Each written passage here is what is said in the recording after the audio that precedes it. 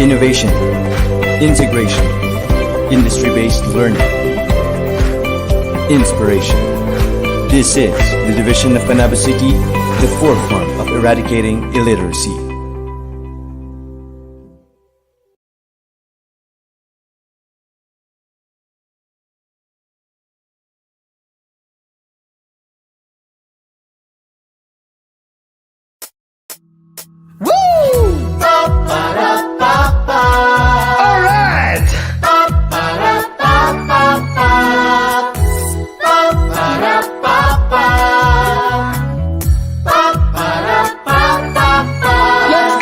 Kabataan, makisabay ka na. Kahit may pandemya, huwag madismaya. Dahil ang solusyo'y nakabang na, sabay tayong matuto at magsaya. Ikaw at ako, sabay switch on na. Tara na't matuto na in 3, 2, 1, let's go! TV, TV, TV, Aralan. TV, TV, TV, kasiyahan. TV, TV, TV, Kaalaman! halina sumama sa bagong paaralan. Para, papa.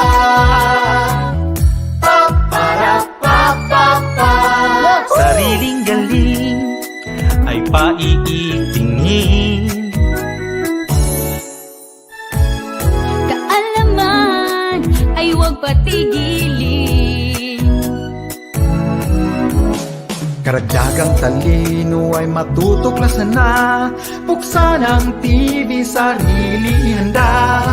Kayang ballpen at papel, tayo'y matutunan. Para tumutok na 3, 2, 1, let's go!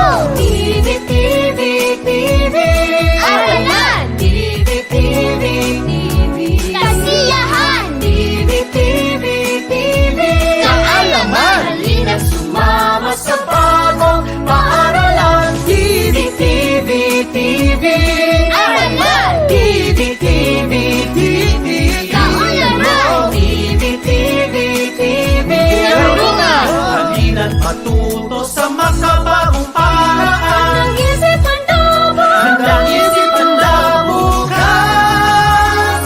Halina sumama sa bagong paaralan.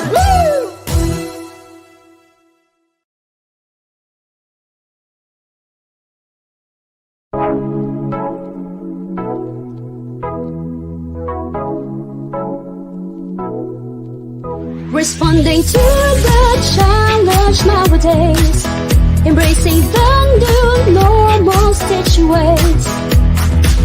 The Visayas Central Elementary School is ready to air lessons for your modules. Oh, laging handa, tutulungan ka, kaya huwag kang mag-alala. Kahit ito'y kakaiba sa nakasanayan na, tumutok na at makinig nang masanay ka pa. Sa pagsagot ng module mo, di ka nag-iisa. Responding to the challenge nowadays, embracing the new normal staging ways.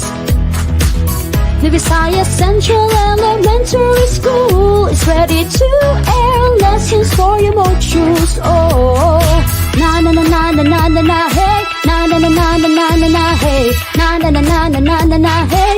AM radio for a good start. You are now listening to New Visayas on Air 99.0 AM radio for a good start.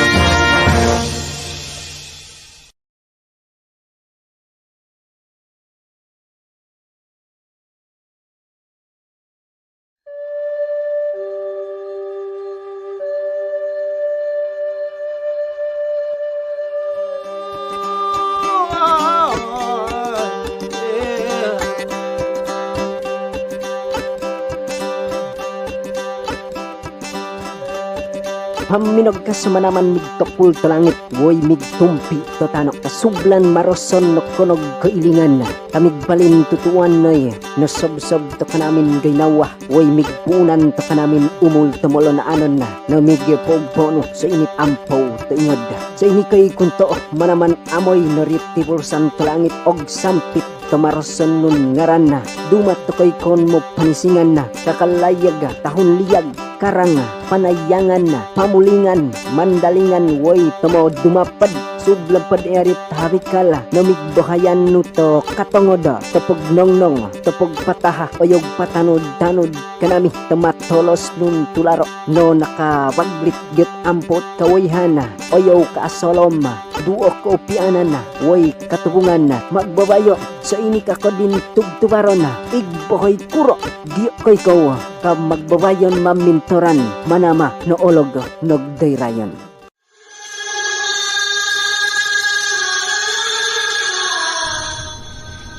أعوذ بالله من الشيطان الرجيم بسم الله الرحمن الرحيم الحمد لله رب العالمين الرحمن الرحيم مالك يوم الدين إياك نعبد وإياك نستعين اهدنا الصراط المستقيم صراط الذين أنعمت عليهم غير المغضوب عليهم ولا الضالين آمين اللهم اجمع شمل الأمات والنصارى والمسلمين في الفلبين وسلط مجتمعنا هذا بالسلم والأمن والتقدم في وطننا هذا آمين يا رب العالمين اللهم ارفع عنا البلاء والوباء والزلازل وسيء الأسقام وما ظهر منها وما بطن خاصة كوفيد-19 المنتشرة في العالم يا رب العالمين ربنا آتنا في الدنيا حسنة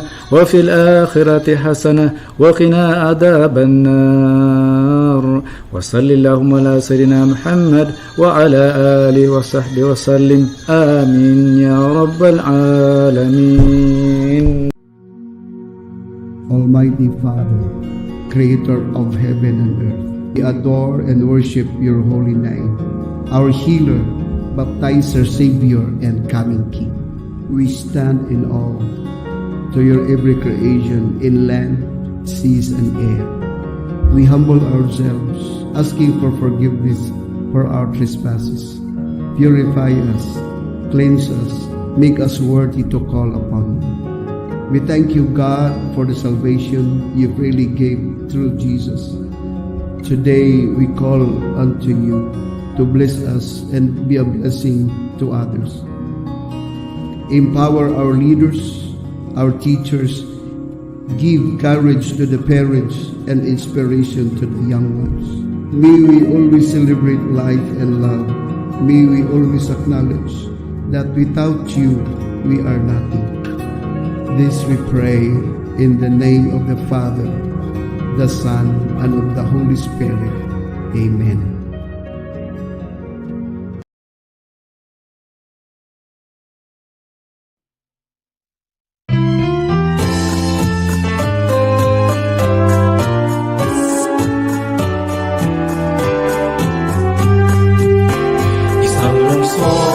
Isang layunin, edukasyong may kalidad ay makakamit. Kalinangan ay paitingin, pagiging positibo ay pananawigin. Isang diwa, isa sa gawa, para sa ikabubuti ng kapwa. Naniniwala na pagmamahal sa bayan ay solusyon sa kinabukasan. Edukasyon sa Panabo, panalo, Panabo ang sigurado. Sangay ng lungsod ng Panabo, aming liyag, minamahal ng may kapal. Bayan ay nabis na mamahalin, pantay-pantay na pagtingin, ibabahagi tangi ang katotohanan. Bawat bata ay may karapatan, sama-sama sa pag-abot ng tagumpay. Di susuko sa mga pagsubok sa buhay. Babaunin ang karunungang natutunan, maging mabuting halimbawa sa karamihan.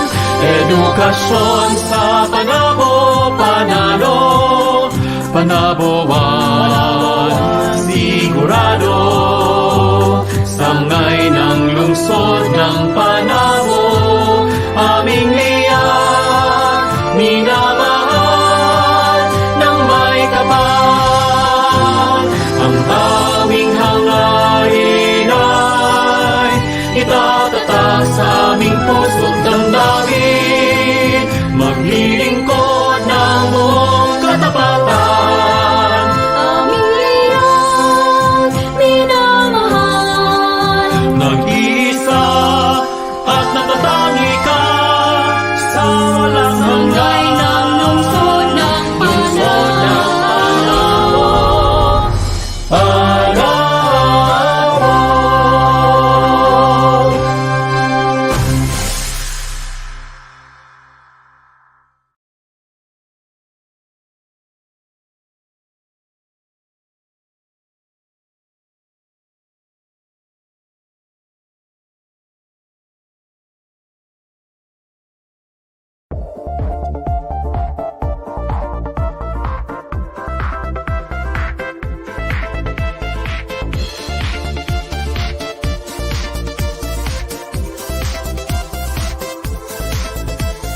Gising sa umaga, ang mundo'y naging iba. Si COVID-19, bigla lang dumating. Tayo ay lockdown at home quarantine.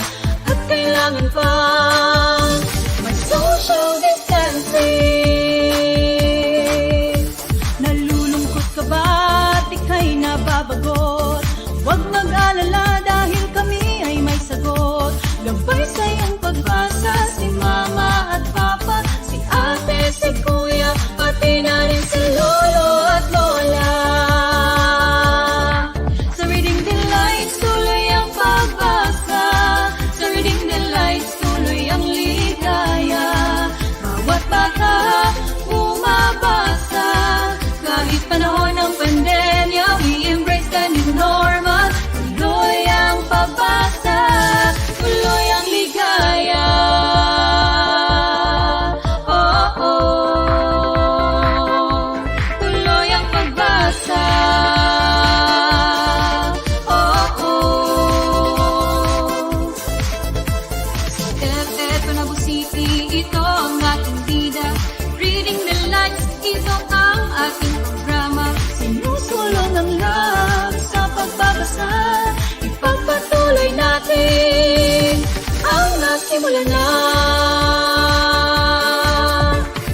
8-week curriculum ating ipinatupad. Home remedial reading ay namayagpag.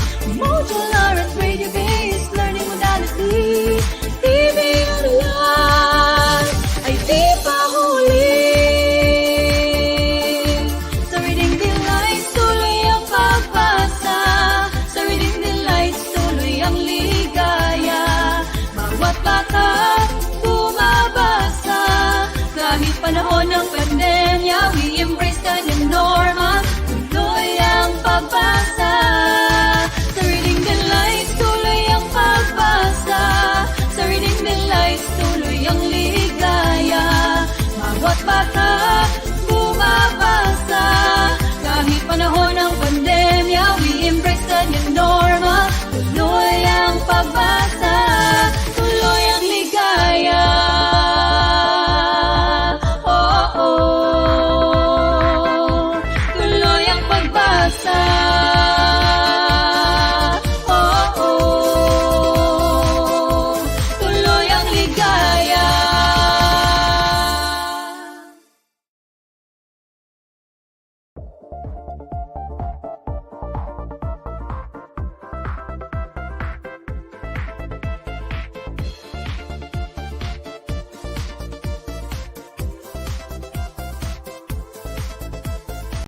innovation, integration, industry-based learning, inspiration.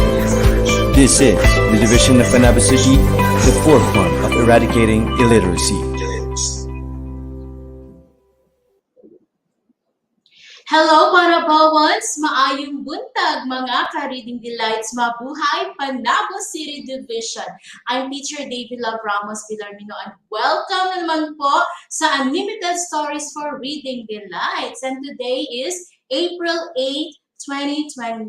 And thank God, it's Friday na naman dahil mga panibagong storya na naman po ang ating maririnig ngayong araw at mga bagong aral na naman ang ating matututunan at saka mga bagong guro na naman po ang magbibigay sa atin ng mga istorya ngayong araw. So I'm sure na lahat ng mga mag-aaral ay inaabangan yan dahil maraming bago sa araw na to. Every Friday is new talaga, no? Maraming mga bagong storya, bagong tagapagsalaysay, bagong pupil interactor na I'm sure excited na nasa backstage ngayon. At saka mga bagong storyteller na talagang excited na i-share ang kanilang mga storya. Ayan. At before that, of course, hello sa lahat ng ating live viewers! Good morning po sa inyong lahat. At sa lahat po ng mga mag-aaral, mga gulang na I'm sure nandyan sa tabi na kanilang mga anak at gumagabay sa kanila habang nanonood sa ating Unlimited Stories for Reading Delights ngayong umaga. And of course, good morning sa ating DepEd official sa Panabo City Division, sa ating head po sa Panabo City Division. Magandang umaga po sa ating Schools Division Superintendent Dr. Renante A. Solitario. Hello po, sir. Sa ating Assistant Schools Division Superintendent, Ma'am Febigay L. Rifamonte. Hello, ma'am. Good morning po. At sa ating CID Chief na si Sir Januario Yamota. Good morning po, sir. Sa ating SGOD Chief na si Ma'am Eileen Anunuevo. Hello, ma'am. Magandang umaga po sa inyo. Sa ating po mga Education Program Supervisor, good morning sa inyong lahat. Lalo-lalo na sa ating Program Head na si Ma'am Maria Perpetua Angelita Sueldo, ang ating Education Program Supervisor sa English at ang ating Education as ating Division Reading Coordinator. Ayan, good morning ma'am. At pati na rin po sa ating Education Program Supervisor sa Pilipino na si Sir Peter Mijares. Hello sir, magandang umaga po. At si Ma'am Joanny Aguilar po, ang ating Education Program Supervisor sa MTV. Hello po ma'am, good morning po. Ayan, so good morning din pati na rin sa ating Public Schools District Supervisors. Ayan, hello, good morning po sa inyong lahat, sa lahat ng mga school heads, sa buong paaralan dito sa Panabo City Division, lalo-lalo na sa aming school principal, Sir Julius I. Sueldo. Hello po sir, good morning po. At sa lahat ng mga reading coordinators, ayan, good morning sa inyong lahat. Ayan. At saka sa lahat-lahat po ng mga kaguruan dito sa Panabo City Division at mga mag-aaral dito lang sa ating division sa Panabo City. Yan, magandang umaga. And we are live from the station of New Visayas on air 99.0 AM Radio for a good start. At live din po tayo sa Facebook page ng Panabo City, DepEd Panabo City, at saka sa Panabo City Division Reading Delights page. At also, don't forget po na mag-react sa ating live, mag-share sa ating live sa mga friends natin, mga classmates natin, mga kasamahan po natin, no, ng mga guro, mga magulang, lalo-lalo na may mga anak na dito nag-aaral sa ating division. Ayan. Para naman may matutunan silang mga panibagong aral ngayong araw.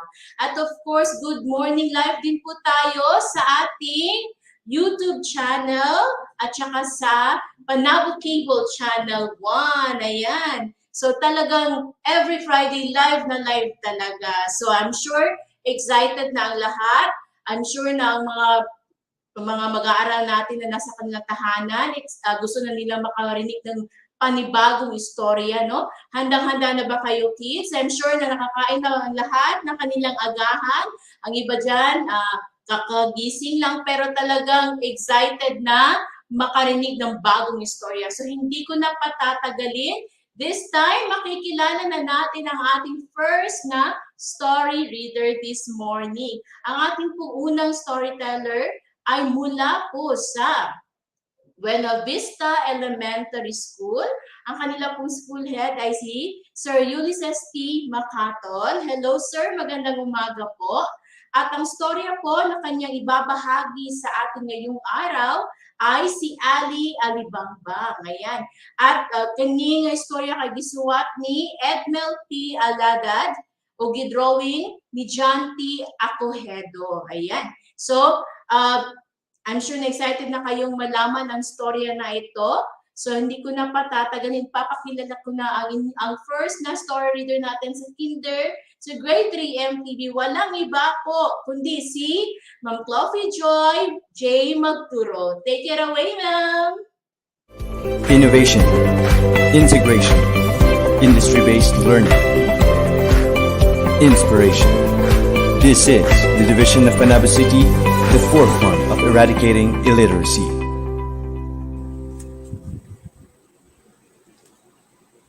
Okay, mayong buntag sa tanan.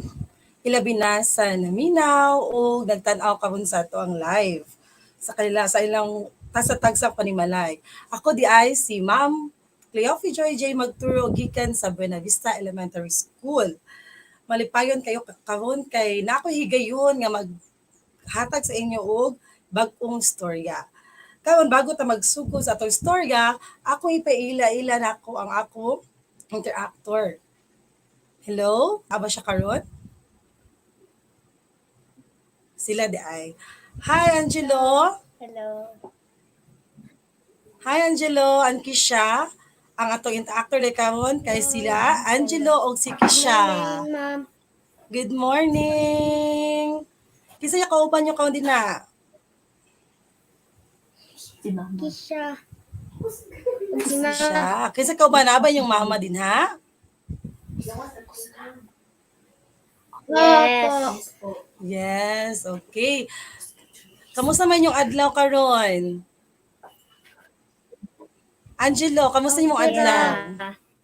Ikaw, Kisha. Okay lang po. Okay, maayo. Okay. Sa atong nasa live karon. Okay, tanan mo nakapamahaw? Nakapamahaw ba? Opo. Opo. Oh, very good. Karon, okay. Nakoy pangutana bago ta magsugo sa to istorya, Angelo Kisha. Okay, naba mo yung mga alaga nga hayop sa iyong balay? Opo. Opo. Ika, Angelo. O sa may hayop mo, Angelo, sa iyong balay? O mananap. O sa may nasa iyong balay? Iro o ireng. Oo, gering. Okay, ikaw, Kisha. Kasi nasa iyong Iro. balay? Okay. Sa inyo ha, mga mananap sa iyong balay, Iro. ginaunsa man ninyo? Ikaw, Angelo. Gipakaon po. Wow, very good. Ikaw po, Kisha. Ginaunsa man ninyo mga anom nimo, iro ninyo sa balay? Gipakaon food, ma'am. Okay, very good.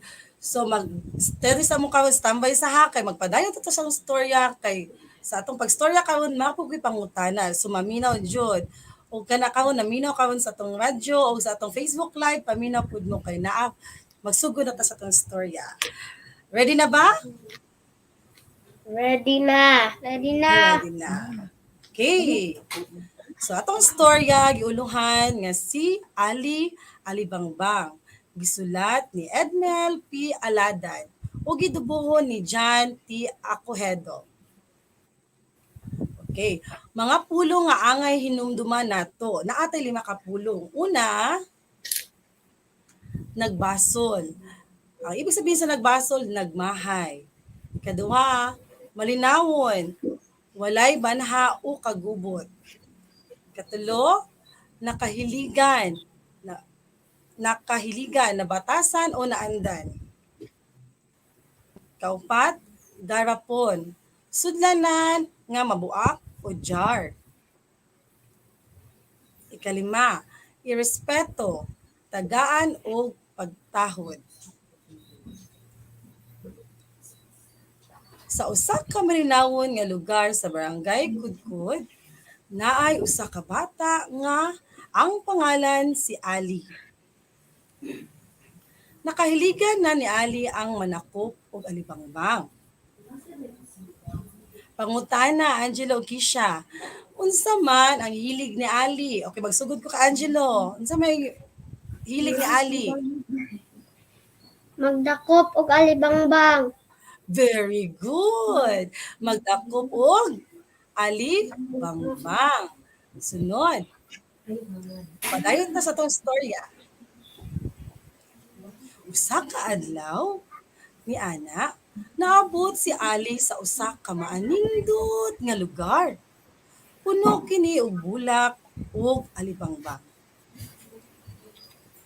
Lipay kaayo si Ali nga naglantaw sa mga galupad-lupad nga alibangbang. Pangutana, asa nga lugar naabot si Ali? Kisha, asa naabot si Ali nga lugar? Sa mga daghang bulak ug sa Wow, very good sa daghan nga mga bulak. Karon, magpadayon ta sa tong storya ha. Gisugdan na niya ang pagpanakop sa mga alimbangbang o gipanulod kini niya sa usa ka garapon.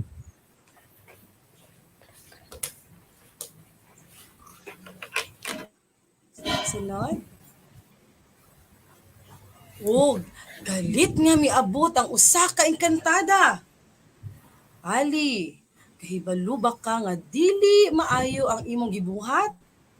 Tanan nga mga hayop dinhi sa kalibutan may katungod nga mabuhi. Pangutana, unsa kaha nahitabo sa dihang nagpakita ang engkantada kay Ali? Kinsa man si Angelo? Angelo, unsa may nahitabo? nahadlok og nakuyawan si Ali, ma'am. Okay, nakuyahadlok o nakuyawan. Okay, sunod. Sige, magpadayon ta sa tong storya kay unsa na nahitabo ka Ali?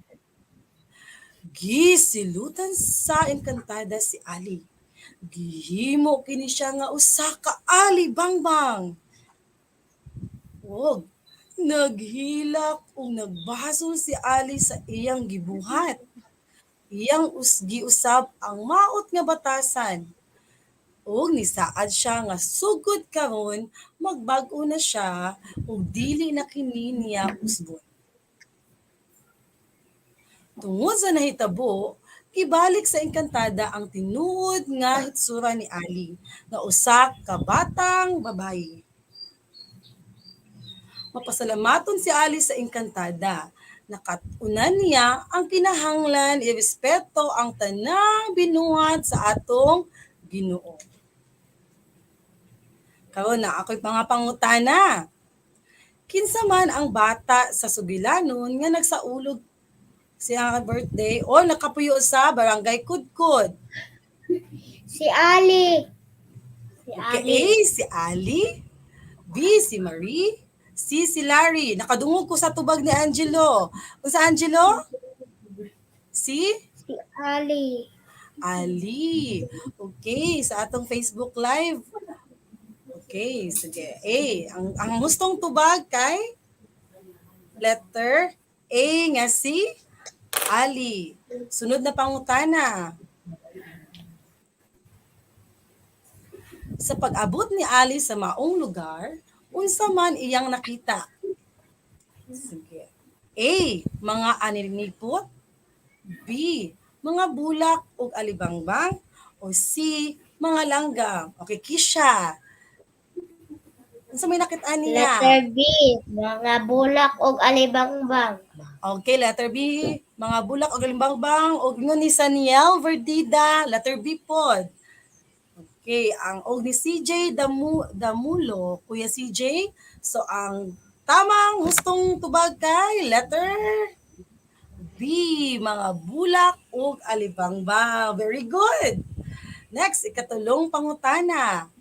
Sa dihang nahilabot si Ali sa mga alibangbang, Unsa man ang nahitabo sa iya? Sige daw.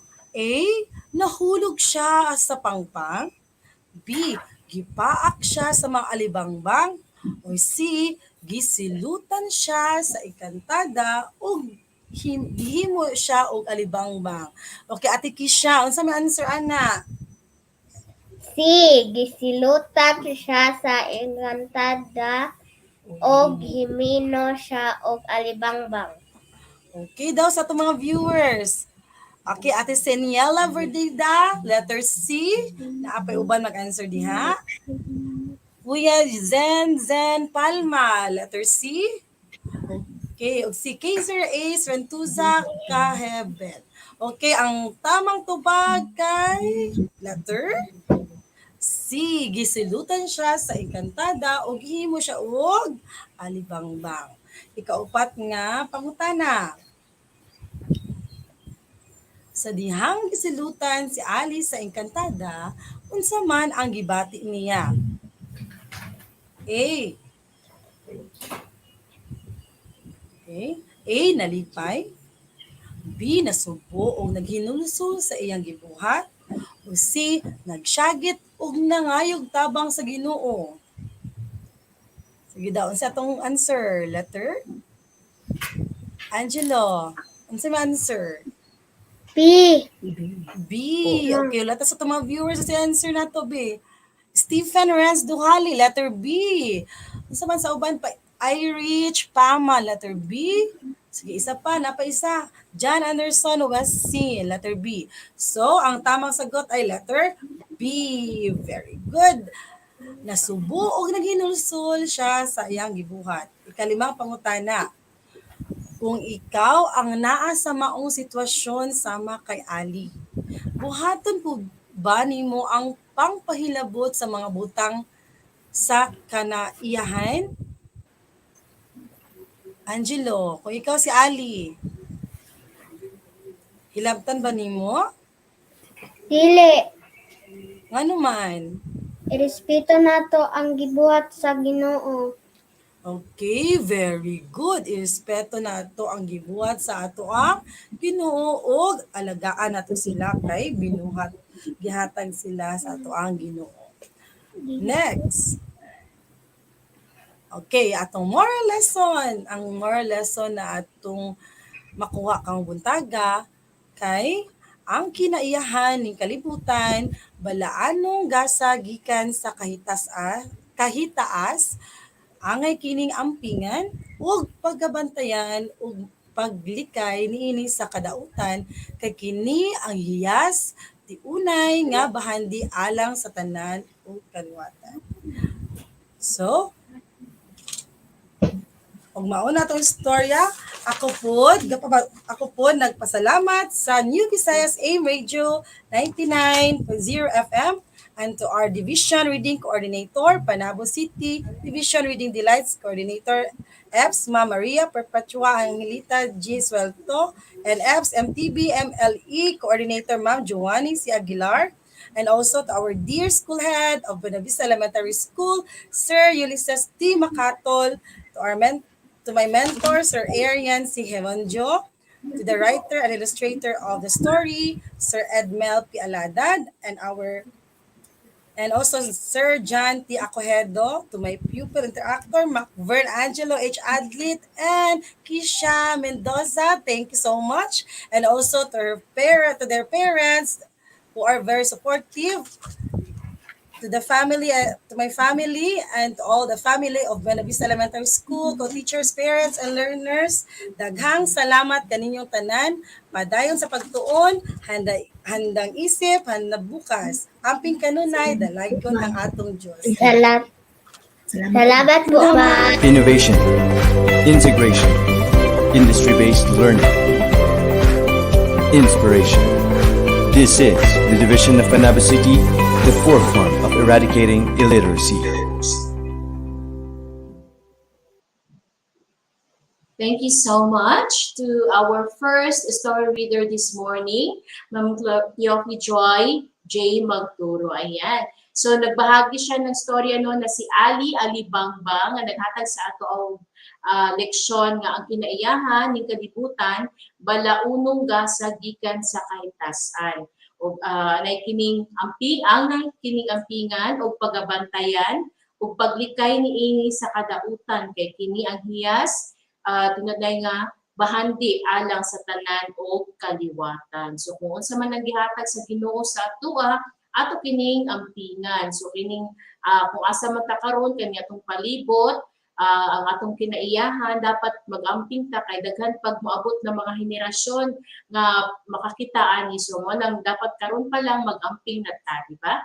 So nindot kay nga istorya ang atong nadunggan karong adlaw. So primero pa lang na napatay sunod nga istorya. I'm sure nga excited na mo kids. So di na pud na ko dugayon kay ang atong next nga story reader ready na pud siya sa iyahang storya na i-share sa inyong tanan. Kay I'm sure tanang mga estudyante daghang gusto sila daghan sila matunan. So kada Biyernes jud ni siya daghan ma-learn sa kada storya nga inyong madungog. So this time ako na ipaila ang ato second na story reader. So before that, gusto na ako kay ganyan wala man ta shout out no. So this time gusto ko mag-shout out. So gi-request na ko ang atong controller for today na please flash on screen ang shout out sa atong mga live viewers. Excited na ko magbasa. Sige daw be, nagpusot-pusot na ilahang mga shout outs karon. We have here from Sheila Amarilia Siman. Good morning po, Ella Marie A. Siman, grade 2, Blaan, Teacher Lanison Damaso, Panabo Central Elementary School SPED Center. Ayan, good morning sa inyo, Ella Marie. And of course, meron dito from Mary Ann Lou Tarzon, Travis Marcos M. Tarzona, grade 1 SSES, watching from Rizal Elementary School. Hello, good morning, Travis. At sa iyong parent na si Ma'am Marian. And we have here from Ma'am Rose Panya Angelia. Hi, Ma'am Love. Pagkaanyag ni Ma'am. Wow, naghanting salamat, Ma'am Rose. Maayong buntag inakanimo. O maanyag po na buntag inakanimo. Ayan, nakabaylain. We have here from K. Sipada Charmaine, K. M. Sipada, and Red Nathan M. Sipada from San Vicente Elementary School. Hello sa mga taga San Vicente Elementary School. Good morning sa inyo tanan. Okay, napabaylain. Sige daw, B. Last, from Luis Farley Eliodar Morales. Pa-shout out po, grade 4 AAC. Ayan, na-shout out na kita, Luis. At magandang umaga sa inyong lahat. Okay, so maya-maya na naman, mag-shout out tayo. So this time, proceed na muna tayo sa ating next na story reader. So ang ating pangalawang story reader, this is for Kinder to grade 3 Filipino.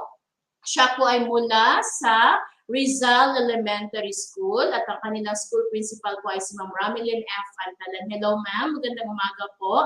At ang kanilang school reading program, Reading Ingenuity Zealous to Achieve Learning. At ang pamagat ng kwento na kanyang ibabahagi ngayong araw ay ang batang ayaw maligo. Hala kids, magdaghan jud maminaw ani ron kay ang batang ayaw maligo. Labi na karon nga kanang distance learning ang ubad kay nara sa balay o di ba makarelate jud ang tanan.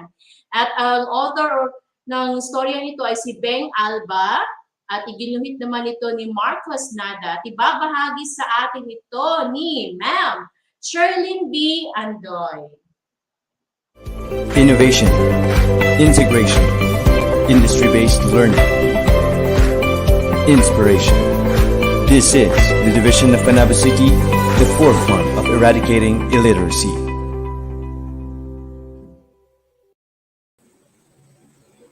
Ayan! Isang mapagpalang umaga po sa inyong lahat.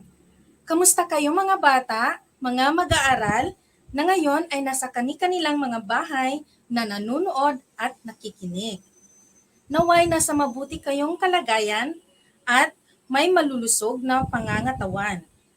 Nais ko pong ipabatid sa inyo na ako po'y nagagalak at masayang-masaya dahil nandito na naman po akong upang ibahagi sa inyo ang panibagong kwento. Ako nga po pala si Ginang Sherlyn D. Andoy, na nagtuturo sa paaralang elementarya ng Rizal. Ako ang inyong gurong tagapagsalaysay sa asignaturang Filipino. At ngayong araw na ito, Ako po ay maghahatid sa inyo ng panibagong kwento na kapupulutan ng aral. Pero, bago po natin simulan ang ating kwento, ay nais ko pong ipakilala sa inyo ang aking makakasama on screen. Ang aking pupil interactor na si Alexandra Renee L. G. Castro, na nag-aaral sa Paaralang Elementarya ng Rizal, Unang Baitang. Hello, Renee! Hello, Hello po, Alexandra! Teacher Charlene. Okay. Magandang umaga sa iyo, Alexandra. Kamusta ka? Okay lang po, Teacher Charlene. Okay, magaling. Ikaw ba ay masaya na naging bahagi ka ng ating Unlimited Stories for Reading Delights? Opo, Teacher Charlene. Okay, magaling. Okay, meron ka bang gustong batiin ngayong umaga? Opo, Teacher Charlene. Okay. Ang gusto ko pong batiin ay ang aking teacher Mariel at ang aking classmate at ang aking pamilya. Okay, mahusay, Alexandra. Okay, handa na ba kayo mga bata? Handa ka na rin ba, Alexandra? Opo, Teacher Charlene. Kung handa na ang lahat, halina't manood, magbasa, makinig sa ating kwento ngayong umaga. Pero bago tayo magsimula, ay alamin muna natin ang kahulugan ng bawat salita na masasalubong natin maya-maya upang mas lalo nating maintindihan ang isinasaad ng ating kwento. Okay, ang pamagat ng ating kwento ay ang Batang Ayaw Maligo. Kwento ni Beng Alba at iginuhit ni Marcos Nada. Mga talasalitaan. Una. Okay, Alexandra, pwede mo bang basahin sa akin yung kulay pula na salita? Medical outreach. Na ang ibig sabihin ay mga programa na maaaring ipatupad ng mga kasanayan, institusyon na pangangalagang pangkalusugan o solong tagapagkaloob. Pangalawa, gusgusin, madumi o madungis. Pangatlo, okay, pwede mo bang basahin yung kulay pula, Alexandra? Nanlilimahid. Na ang ibig sabihin ay marumi o may amoy. Pang-apat, okay, pwede mo bang basahin sa amin, Alexandra, yung kulay pula na salita? Labakara. Na ang ibig sabihin ay tuwalya para sa mukha.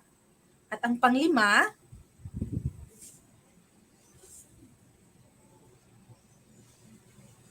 okay, Alexandra, pwede mo bang basahin sa amin yung kulay pula na salita?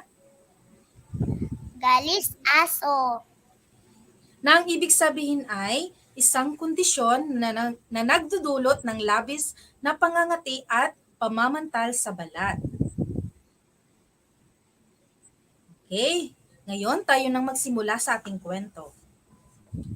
Si Popong ang batang ayaw maligo. Masayang-masaya siya kapag nakakataka siya sa kuskos ng labakara, dulas ng sabon at higit sa lahat sa lamig ng tubig. Popong, maligo ka na! Naghihintay na ang tubig mo sa banyo, sabi ng nanay niya. Tuwing maririnig ni Popong ang salitang ligo, para itong binubuhusan ng isang balde ng malamig na tubig. Kung anong-anong dahilan ang ibinibigay ni Popong para makaiwas lang sa pagligo. Nay, parang may sakit po ata ako. Nay, tatapusin ko lang po itong paboritong palabas ko. O di kaya'y itatago niya ang sabon at sasabihing, "Nay, wala na pong sabon!" Minsan ay umalis ang mga magulang ni Popong para tumulong sa 3 araw na medical outreach sa kabilang bayan. Iniwan nila si Popong sa kanyang lola. Laking tuwa naman ni Popong. "Apo, naligo ka na ba?" tanong ni Lola Erlinda. "Opo, Lola!" sagot naman ni Popong. Tignan po ninyo, basang-basa nga po ang ulo ko at bago palit pa ang sando ko." Pero ang totoo'y, binasalang niya ang kanyang buhok at pinalitan lang niya ang kanyang sando. "Aba, oo nga. Pero, ano ba iyong naamoy ko na parang may amoy araw?" tanong ni Lola Erlinda. Si Blackie po yun, Lola!" At tinuro ni Popong ang alagang aso. Okay, Alexandra, may tanong ako. At sa ating tagapanood. Unang tanong, sino ang batang ayaw maligo? Sino ang batang ayaw maligo? Okay, Alexandra, ano ang iyong sagot? Si Popong. Okay, si Po, Popong. teacher. Okay, tignan natin yung ating tagapanood kung meron din ba silang mga sagot. Okay, sabi ni CJ Damolo, ang kanyang sagot ay Popong. Okay, tignan natin. Okay, tama. Si Popong ang batang ayaw maligo. Okay, napakahusay. Okay, pagpatuloy natin. Sa unang araw na wala ang mga magulang niya, libreng-libre si Popong. Wala siyang ginawa kundi maglaro sa loob ng bahay. Inilampaso niya ang kanyang katawan sa sahig. Isiniksik ang sarili sa ilalim ng kama. "Ipe! Walang pasok! Wala sina nanay at tatay! At syempre, walang ligo!" Sa pangalawang araw, sa bakuran naman naglaro si Popong. Umakyat siya sa puno ng bayabas at hinabol ang mga alagang pato. "Yipi! Walang pasok!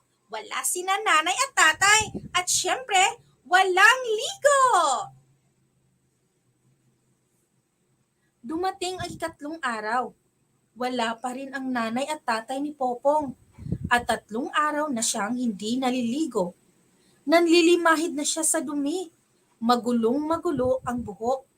Nanlalagkit ang katawan at ubod ng sama ang amoy. "Apo, kumising ka na. Abay, mahuhuli ka na sa klase," sigaw ni Lola Erlinda. Bumangon si Popong at dali-daling isinuot ang kanyang uniforme. Hindi na siya nakapagsuklay. Hindi na rin siya nakapagsipilyo ng ngipin. "Aba, Apo, bakit parang di ka ata naligo? Ang dungis ng mukha mo." Lola, pag uwi na lang ako maliligo. Tanghali na kasi ako nagising eh." Masayang pumasok sa eskwela si Popong dahil muli niyang makakasama ang kanyang mga kaibigan. Maglalaro sila ng holen at patintero. Ngunit habang nagpatintero ay di mapakali si Popong. Kamot sa ulo, kamot sa braso, kamot sa binti, kamot sa pisngi, kamot sa tiyan, kamot sa puwet. Kaya naman, "Popog, hindi mo nataya si TJ. Popog, hindi mo nataya si Tintin. Kamot ka kasi ng kamot eh. Siguro, hindi ka naligo, no?" Pagkatapos magpatintero ng 3 beses, Hindi na isinali si Popong ng mga kaibigan niya. Naiwang nag-isa si Popong. Malungkot niyang pinanood ang mga kalaro mula sa malayo. Bakit kaya ayaw nila akong mas makasama? Malungkot na malungkot si Popong. Marami nga siyang pagkain para sa merienda. Wala naman siyang kasalo. Gusto nga niyang makipagtakbuhan, wala naman siyang kalaro.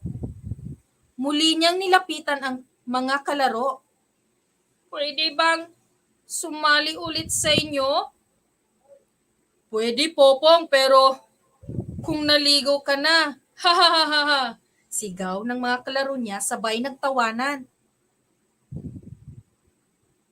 Okay, Alexandra, meron na naman akong tanong. At sa ating tagapanood.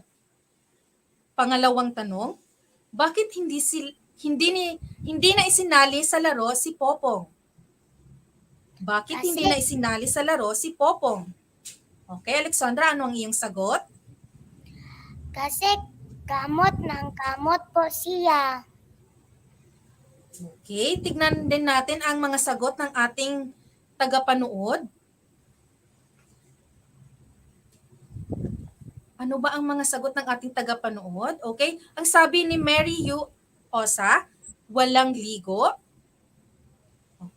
Sabi rin ni Andre Galaura, dahil hindi si Popong naligo. At sabi naman ni Zarbel Eric J. Lo Del Rosario, dahil mabaho si Popong, di siya naliligo. Okay, ngayon tignan natin kung tama ba ang inyong mga sagot. Okay, dahil kamot ng kamot si Popong, kaya hindi na isinali sa laro kaya hindi na siya isinali sa laro. Dahil nga kamot siya ng kamot at hindi naliligo. Okay, pagpatuloy natin.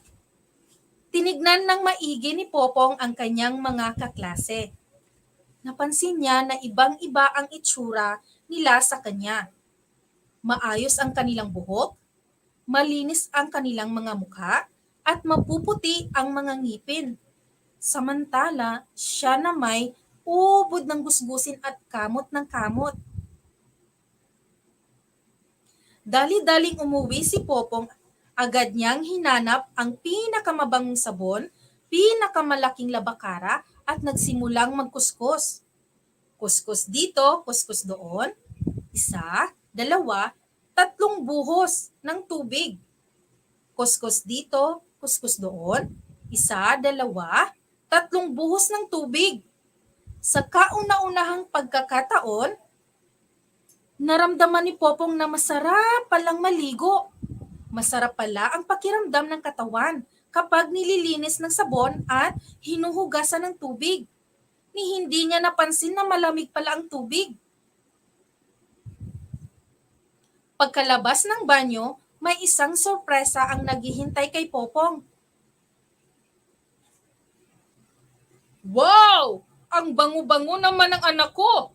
Sigaw ng kanyang tatay. Tay! Bumalik na kayo! Bulalas ni Popong. Hinagkan niya silang dalawa. Oo anak, sa katunayan, nag-aalala kami sa iyo habang nasa kabilang bayan kami. Sagot ni nanay. Maraming bata kasi doon na kung hindi may bungang araw ay may galis-aso naman.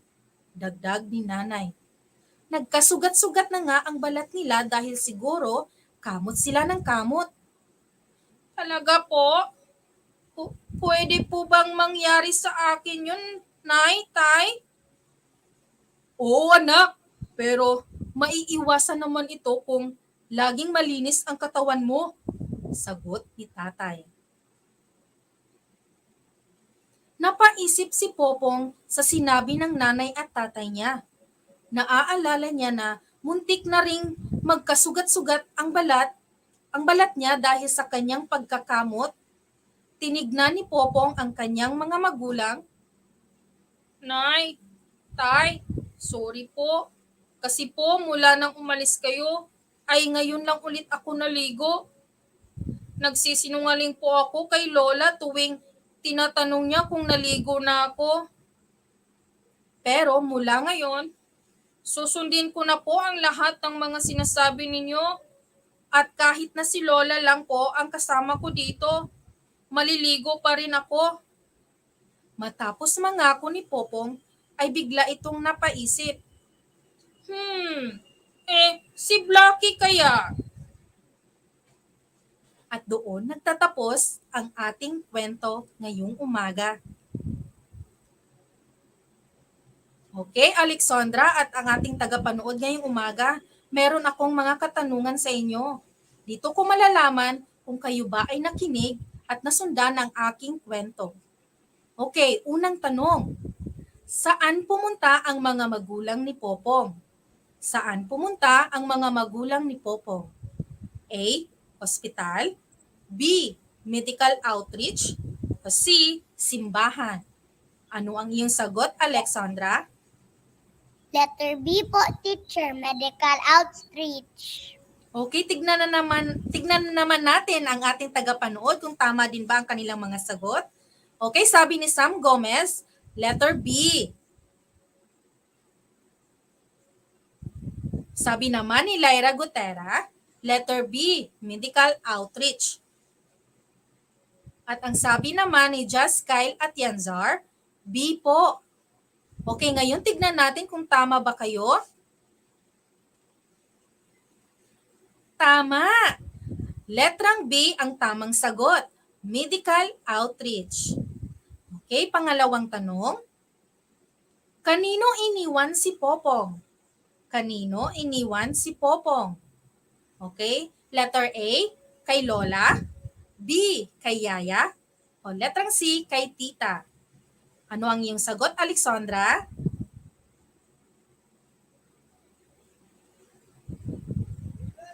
Okay, tignan natin kung tama ba ang iyong sagot. Bago pala natin alamin, okay. Ang tamang sagot ay letrang A. Ang sabi naman ang ating tagapanood, ang kanilang sagot ay letter A. Okay, sa pangatlong tanong, anong uri ng hayop si Blackie?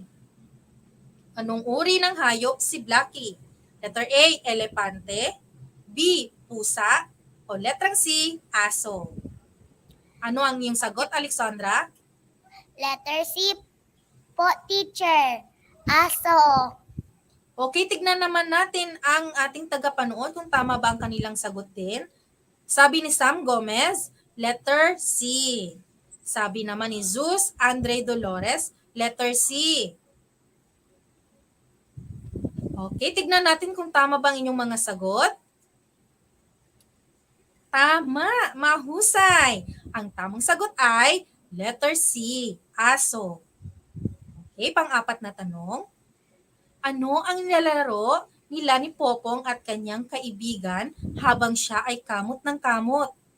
Ano ang nilalaro nila Popong at kanyang kaibigan habang siya ay kamot ng kamot? Letter A, basketball. B, patintero. C, tagu-taguan. Ano ang iyong sagot, Alexandra? Letter B po, teacher, patentero. Okay, sabi naman din dito ni Kent Russell Apari, letter B po. Sabi din ni Sander John Rios Buhion, letter A. Sabi din ni Amaya Victoria B. Rigala, letter B. Ngayon, tignan natin kung tama ba ang inyong mga sagot. Tama! Napakahusay!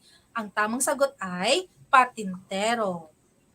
Panglimang tanong, sino-sino ang nakita ni Popong pagkalabas niya ng banyo? Sino-sino ang nakita ni Popong pagkalabas niya ng banyo?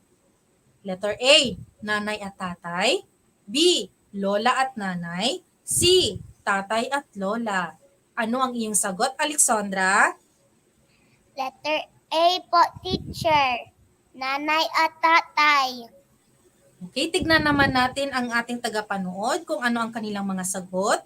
Sabi ni Zeus Andre Dolores, letter A, si nanay at tatay. Sabi din ni Matmat Matulin, Letter A.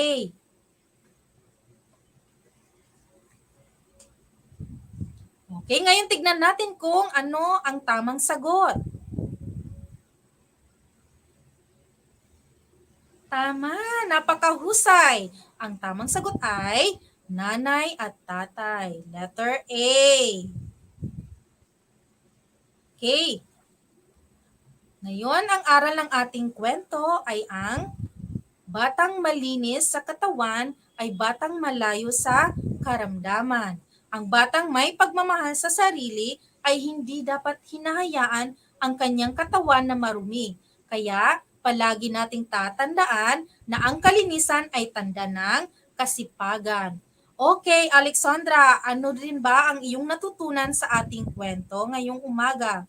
Pwede mo bang ibahagi sa amin? Dapat po maligo araw-araw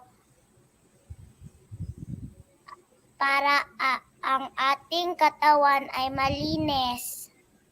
Okay, magaling. Dapat tayo maligo araw-araw para tayo ay malayo sa sakit. Tama?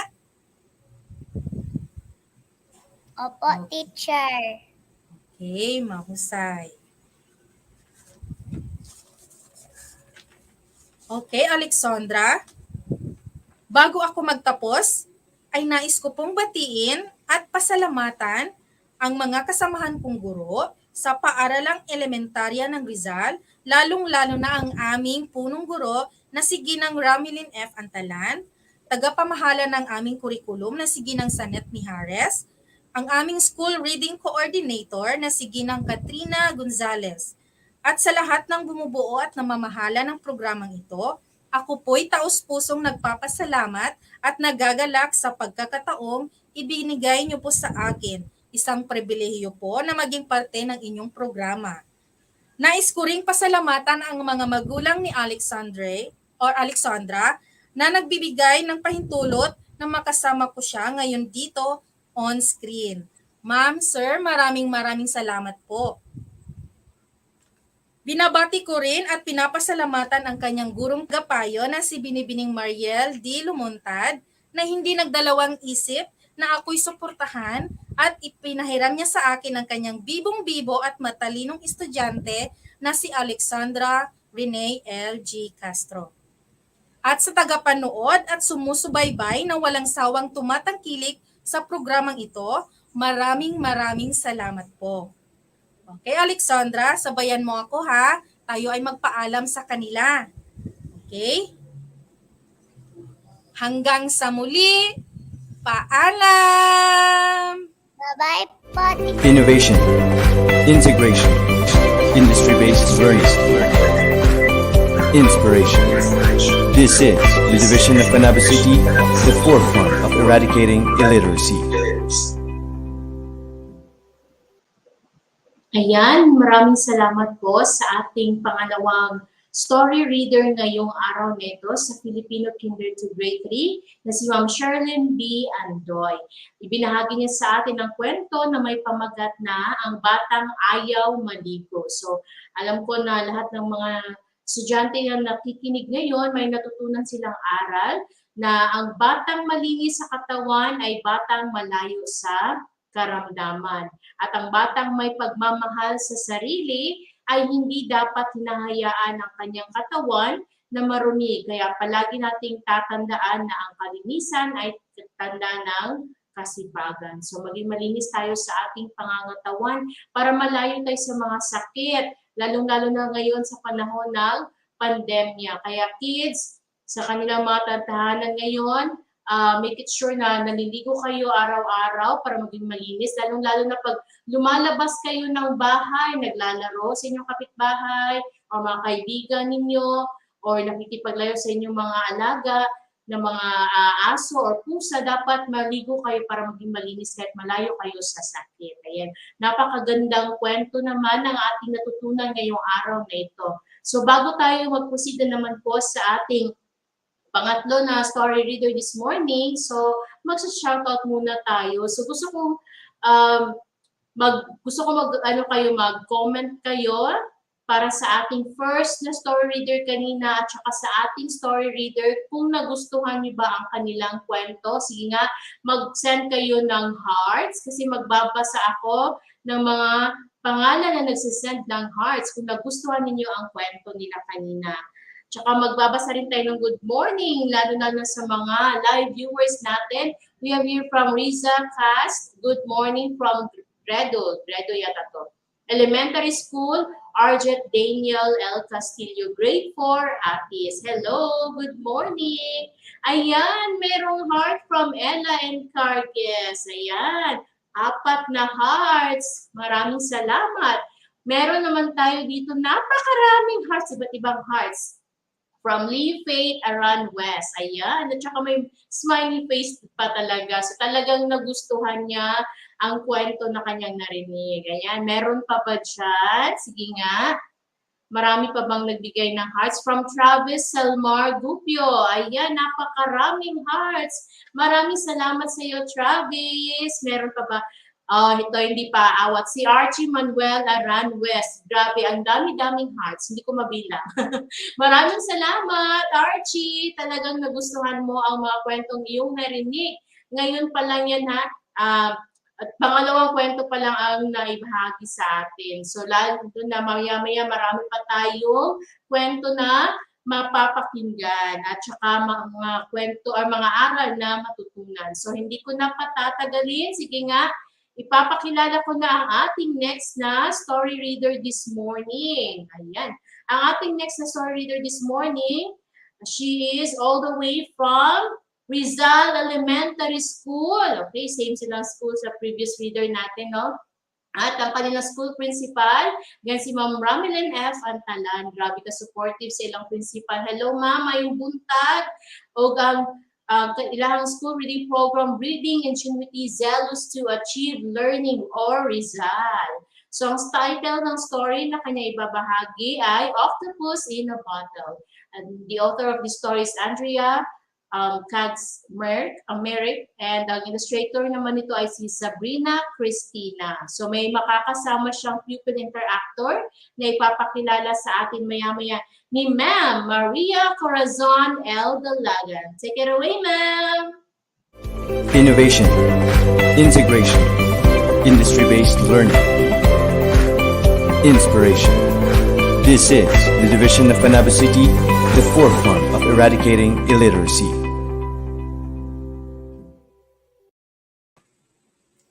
Hello everyone, I am Maria Corazon Liper Dalagan, your English story reader for this morning. And this time, I'm going to take you under the sea. Just a few reminders before we start. Take note of the 3 P's. Pay attention, participate, and practice what you have learned. May I now call on my people interactor. She's a grade 2 pupil from Ma'am Maria Cecilia Hauhau. Let's try if she can make it. Okay, my people interactor is having a hard time entering, but it's okay. Let me just ask all the viewers and active listeners. Hello, everyone, and I hope that you will pay attention. Are you ready? Well, I assume that you are all set and excited for today's reading. So let's all start. Let's begin with a fun time. Look at the given body part and guess what sea animal is it. Okay, let's show the first picture. Okay, so what sea animal do you think is it? May I ask answers from our viewers? Okay. From Janel V. Mondrano Deliente, okay, she answered clam. Okay, thank you. From Rian DC Cruz, it's clam too. Now let's find out if you are all correct. Okay, great work. It's a picture of a clam shell. Okay, next picture. All right, so now can you tell me what is it? As you can see, there's a hard shell. What sea animal could it be?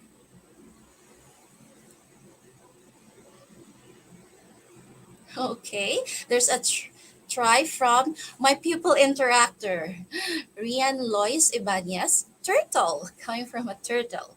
Okay, let's now reveal the picture if it's really a turtle. Wow, good job. So my people interactor wasn't able to make it live on screen, but she is actively participating in the comment section. Okay, now let's go to the next picture. Okay, look at that. What sea animal could it be?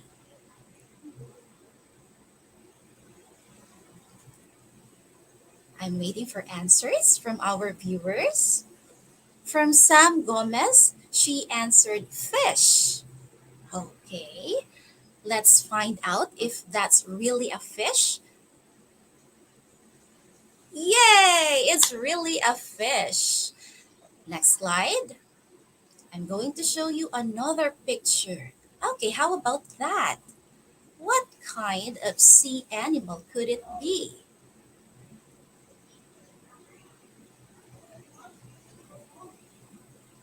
You can see some pinchers, two sharp pinchers. Okay, from my pupil interactor, Rian, she answered crab. Okay, so let's now reveal the answer. Yes, you're right, Rian, it's a crab. Moving on to the next picture. Oh, look, how about that?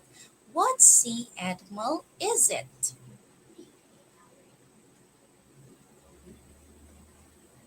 Okay, let's try to find some answers from our viewers. From Paul R.V. Okies, he said octopus. From Joy Magbanta, my pupil, undergrad to Dahlia, octopus. From Andre For Galaura, octopus.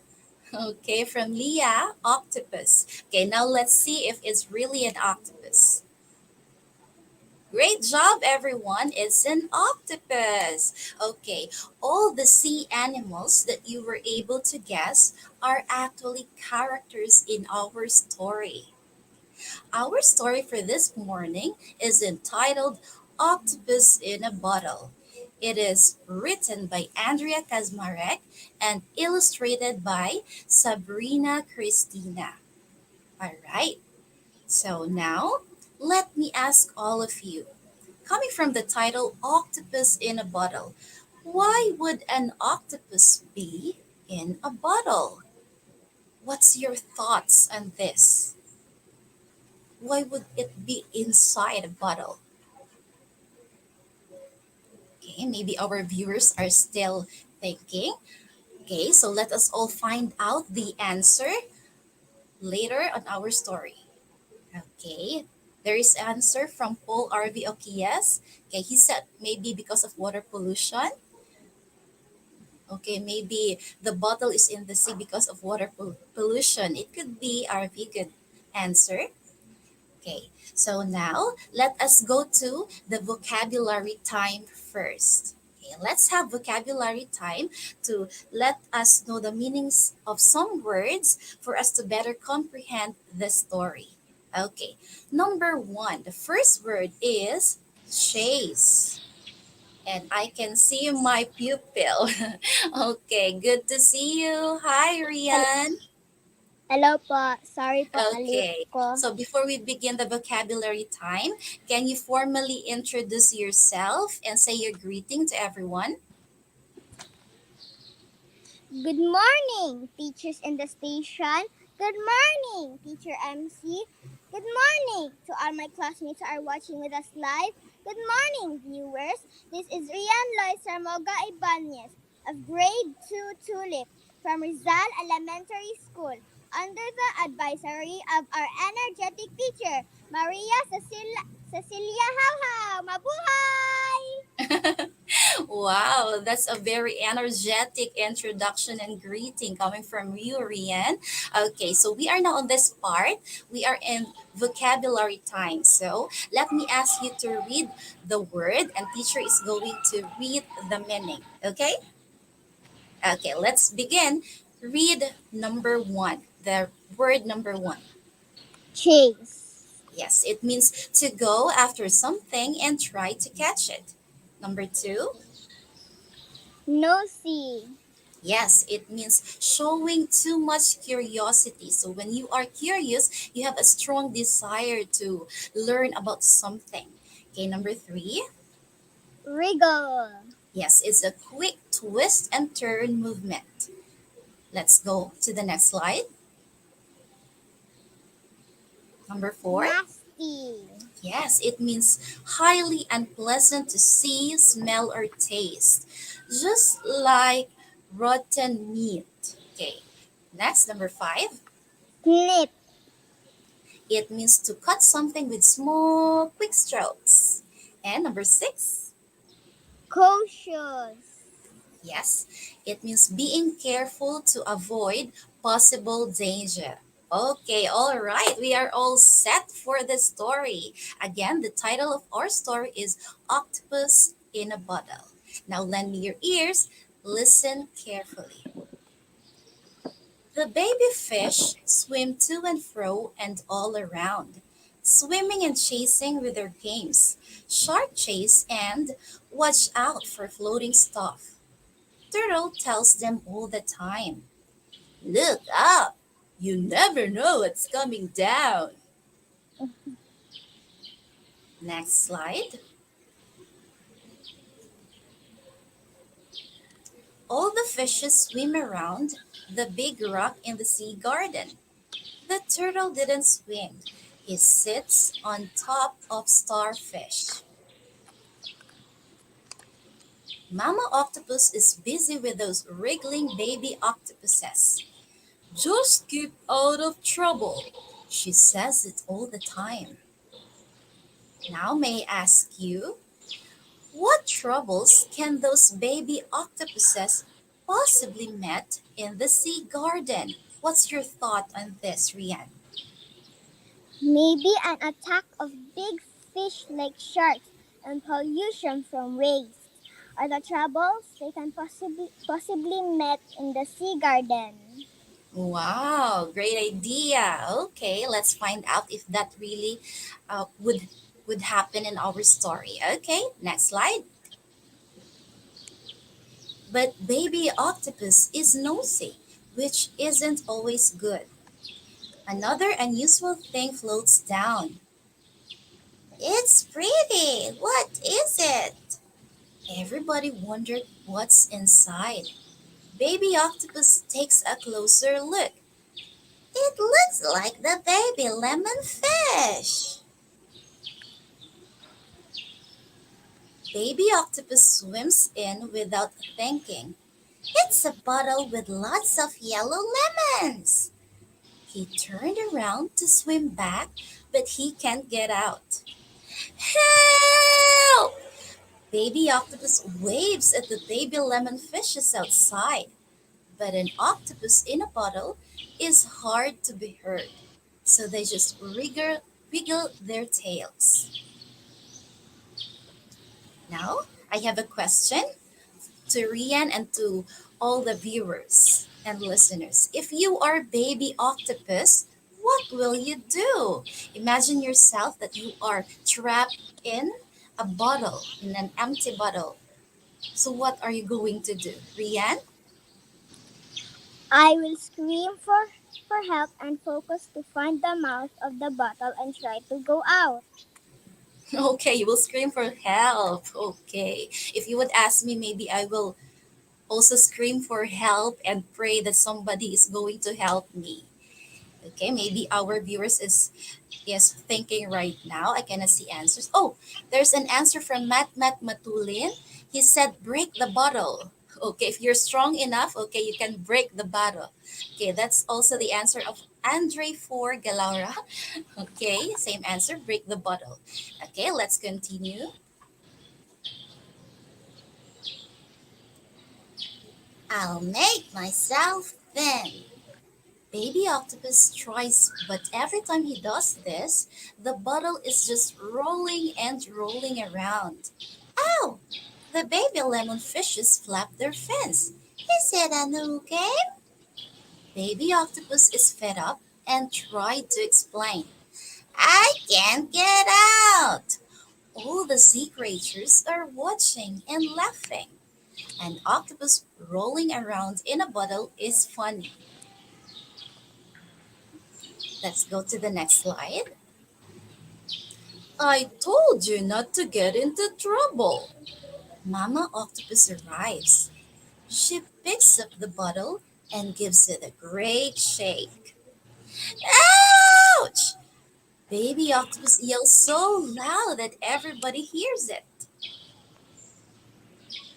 Now, may I ask, do you think Baby Octopus can finally get out after her mom's great shake? What do you think? Is it a yes or a no? What do you think, Rian? Hopefully, baby octopus can finally get out after her mom's great shake. Okay, so you're hopeful that it is a yes. How about our viewers? Are there some answers? What do you think?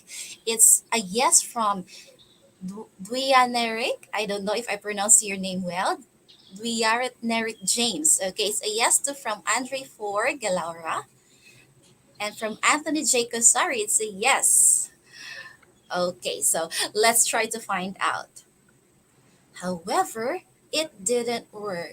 Oh, sad to know it didn't work. It means that baby octopus wasn't able to get out yet. Now let's find out what will happen. Okay, Mama Lemonfish shakes her fins. It's like those nasty bags. We'll have to snip it to help little octopus get out. Where are the crabs when you need them? Mama Octopus looks around and puts the bottle down. Get back down to the other end, she tells Baby Octopus. Let's continue.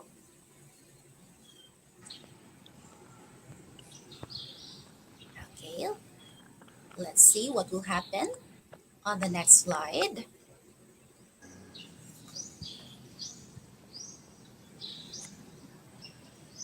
Okay, right now we are experiencing technical difficulty. It's not yet moving. My screen is not yet moving. Okay, there you go. Mama Octopus finds a sharp, pointy shell and asks help. Turtle holds the bottle and they begin to cut and cut. It took a long time.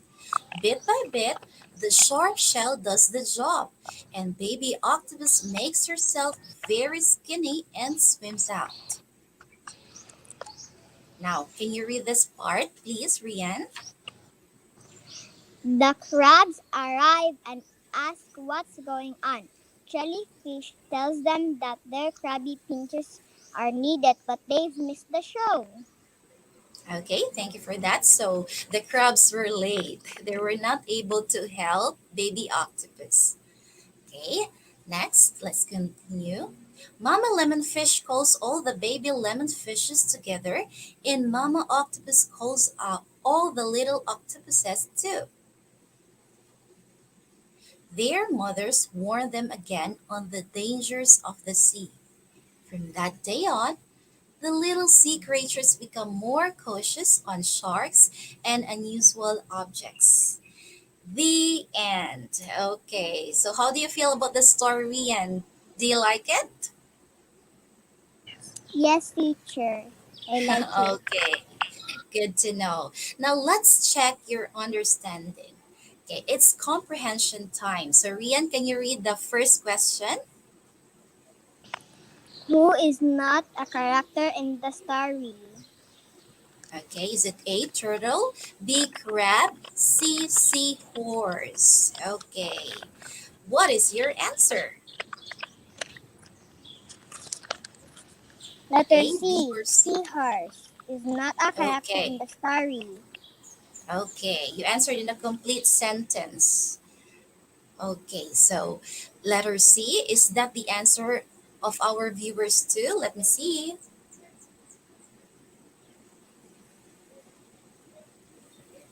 Okay, maybe they are still thinking right now. I cannot see answers yet, but it's okay. Coming from Kent Russell Apare.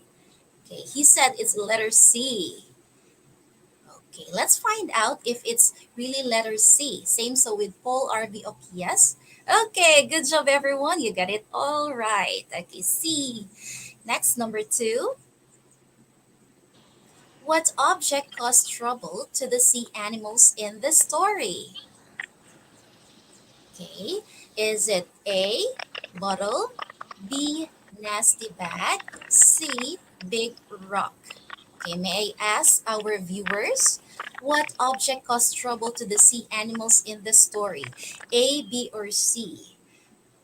There is a try from Brian Elisa Aguilar. Letter C from you again, from your account. Letter A. Maybe somebody in the family answered too. Letter A. Okay, there's a little bit of feedback. Sorry for that. From Anya Victoria Regala, letter A. Okay, how about your answer, Ian? What's your answer?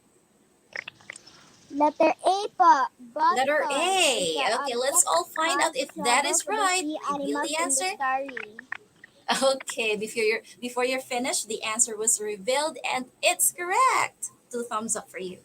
Okay, next let's go to question number 3. Rian, can you read the question, please? Where did the story happen?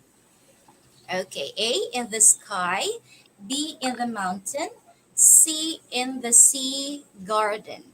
Okay, may I know your answer, Rian, for question number 3? Letter C po, in the sea garden. Okay, that's the answer of Lirian Efondo 2. Okay, the answer is letter C, also from Leo Apple Indig. Okay, letter C. Letter C is flooding on the comment section. Okay, let's now see if that is correct. Yay! The answer is letter C. Good job, guys. Now let's go to question number 4. Which word best describes baby octopus in the story? Is it A, cautious, B, nosy, C, playful? Let me see some answers again coming from our viewers. Which word best describes baby octopus in the story? A, cautious, B, nosy, and C, playful. Coming from Ace Culmien Bondok Monte Alegre is letter C. Okay, he thinks that it's letter C, playful. Coming from your brother, Ian, the answer is letter B. Your brother answered. Okay, how about you? What's your answer? Yes, Rian, what's your answer? A, B, or C? Letter B, nosy. Okay, correct. Congratulations to everyone who answered B, including your brother. Okay, next let's go to the final question. Number 5. What effect of improperly disposed waste was shown in the story? Is it A, it could make the sea dirty? B, it could put sea animals in danger? C, it could destroy the animal's habitat? A, B, or C? Let's see some answers from our viewers. You think it's A, B, or C? From Kent Russell Apare, thank you. Your answer is letter B. From Sophia Hill, letter B. Same answer. How about you, Rian? Do you have the same answer? What's your answer, Rian? Letter B po, it could put sea animals in danger. Okay, all of your answers are letter B. Let's find out if all of you are correct. Hooray for that! It's correct. It's letter B. Okay, I can see that you're happy and I'm happy and very proud of you too. You did a very good job and you've got a perfect score. And now, let me ask your thoughts on this. What moral lesson did you learn from the story? Okay, what moral lesson? Rian. Being nosy and careless will lead us to danger. Be cautious. And it is very important to take heed of our parents' instructions. Obedience is the key. Wow! You were able to tell me three moral lessons for today. So let me state and add something to that. Okay, next slide, please. Okay, so you must remember, be very careful. Too much curiosity might put you in danger. And be responsible and dispose your waste properly since it could reach the seabed and harm sea animals. All right. So, congratulations, Rian, for doing a good job. And I'm sure your advisor, Mama Maria Cecilia Hauhau, is very proud of you. Okay, do you want to say something before we go? Yes, po. Thank you for the wonderful time, Teacher MC. Thank you, viewers. Surely we have a new lesson learned from our story this morning. God bless us all. Okay, thank you so much, Rian. And acknowledging also all the active listeners. Thank you very much for your participation and for staying with me till the end. I hope that you will apply all the lessons that you have learned in your daily life. Let's all become a better person. So, Rian, let's show everyone a heart sign. Okay? Join your hands like this. Heart sign. Sending love to everyone. Goodbye. Innovation, integration, industry-based learning, inspiration. This is the division of Panabo City, the forefront of eradicating illiteracy.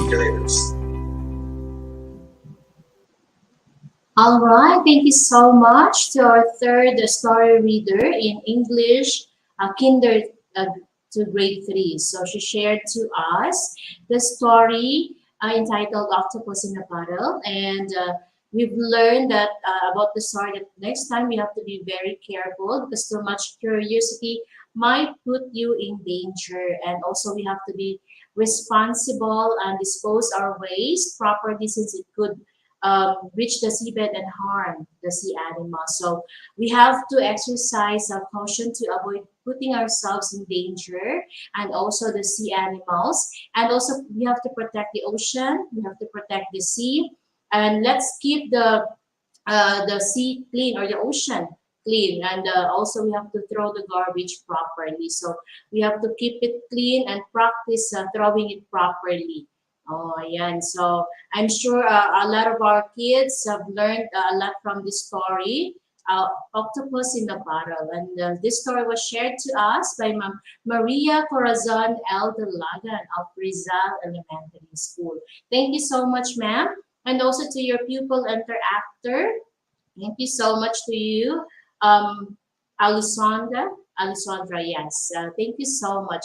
And also to your parent for allowing you to be part of this program, Unlimited Stories for Reading Delight. So just a quick reminder to all of our live viewers that all of our pupil interactors has their parent allowed them to be part of this program with their parent consent, of course. And we would like to say thank you to their parents for giving them the opportunity to be part of this program. Maraming salamat po sa inyong lahat. Alright, this time, sige nga, magre-read ako ng mga shout-outs from our live viewers, especially to our third story reader because the story is so nice and we've learned a lot. Sige nga, mag-react kayo or mag-send kayo ng hearts kung nagustuhan nyo yung storya na kanyang ibinahagi sa atin. We have here from Dinah Lee Toribio. Ayan, ang dami-daming hearts. At saka may mga virtual clubs. So, di ba? Thank you so much. From Rose Kate Aranwes. Ayan, may virtual hearts. At saka, clap at saka may kiss pa. Ayan, talagang nagustuhan niya. So, we have here from Amia Victoria B. Regala. Ayan, maraming hearts din. Maraming salamat sa inyong lahat. And of course, from Rizal Elementary School Reading Program, congratulations, Ma'am Maria Corazon ni Per Dalagan. Ayan, virtual clap hooray sa iyo. And maraming salamat sa iyo, ma'am. Last from Shane Bacolod. Ayan, ang dami-daming hearts. Thank you so much.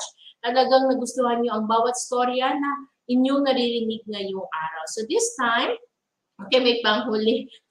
Pa-shout out po sa teacher ko po, Ma'am Jenny Monyo Madali Pidwan Malvar, NBCS, from Travis Salmar Gopio. Ayan. Hello sa iyo, Travis. So this time, makikilala na natin ang ating next na story reader. This is for grade 4 to grade 6 English. Ayan. Kasamahan ko po siya dito sa aming school. I'm sure kilala niyo na siya kasi batikan na po siya na story reader sa ating Unlimited Stories for Reading Delights. She's from New Visayas Central Elementary School. And of course, our school head, our school principal, Sir Julius I. Suelto, and our reading program, Read for Life. The story that she will share to us this morning is entitled The Bear Feast, adapted by Elaine L. Lindy, illustrated by Stella Wayayan. And this story will be shared to us by Ma'am Kimberly W. Absin. Innovation, integration, industry-based learning, inspiration. This is the Division of Panabo City, the forefront of eradicating illiteracy. Hello everyone, good morning. Welcome to our Friday reading habit. We are still live from the station of New Visayas Central Elementary School. It's me again, teacher Kimberly Absin, and today I am going to share a story about friendship, hospitality, and sharing. Now join me and let's unfold the story. Now, before I begin, let me introduce to you my story buddies this morning. I have with me Aldrin and Jassy. Hello. Hello, Good morning. Good morning. Say hi to our viewers. Hello. Okay. Now, as we go on, I am encouraging also our live viewers to comment your thoughts and your answers. Now, let's get started.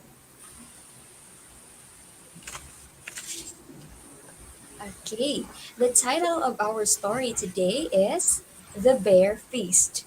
It is adapted by Elaine L. Lindy and illustrated by Stella Way.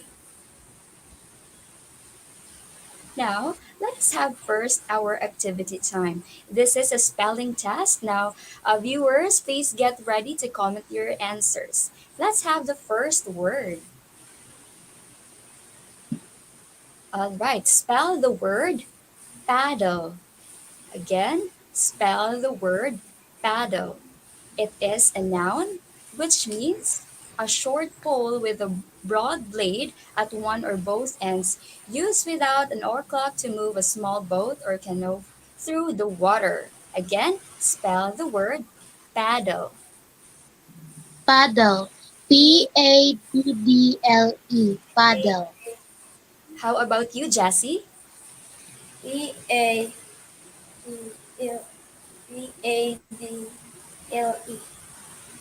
All right, we have from Travis Gopio, Paddle, and also from Cherian Moncada, the same answer. Now let's find out if you got it right.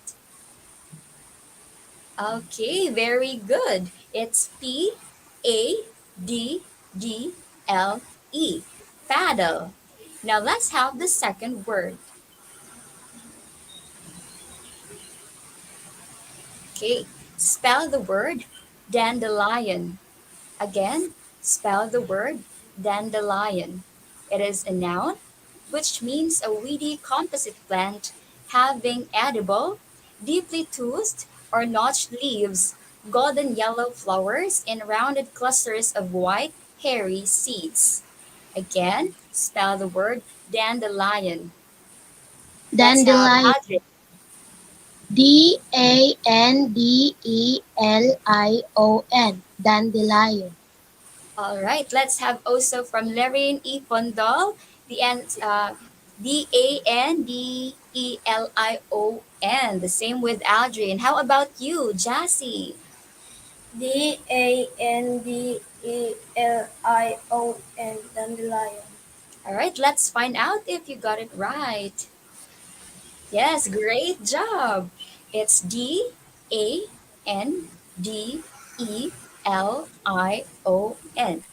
Dandelion. Let's have the third and final word. Now, for our third word, spell the word grizzly. Again, spell the word grizzly. It is a noun, which means an animal of a large race of the brown bear native to North America. Again, it is a noun, which means an animal of a large race of the brown bear native to North America. What is your answer, Adrian? Spell it out, please. Grizzly. Grizzly. Grizzly. Let's have also from Cherian Moncada. She answered Grizzly. How about you, Jassy? Grizzly.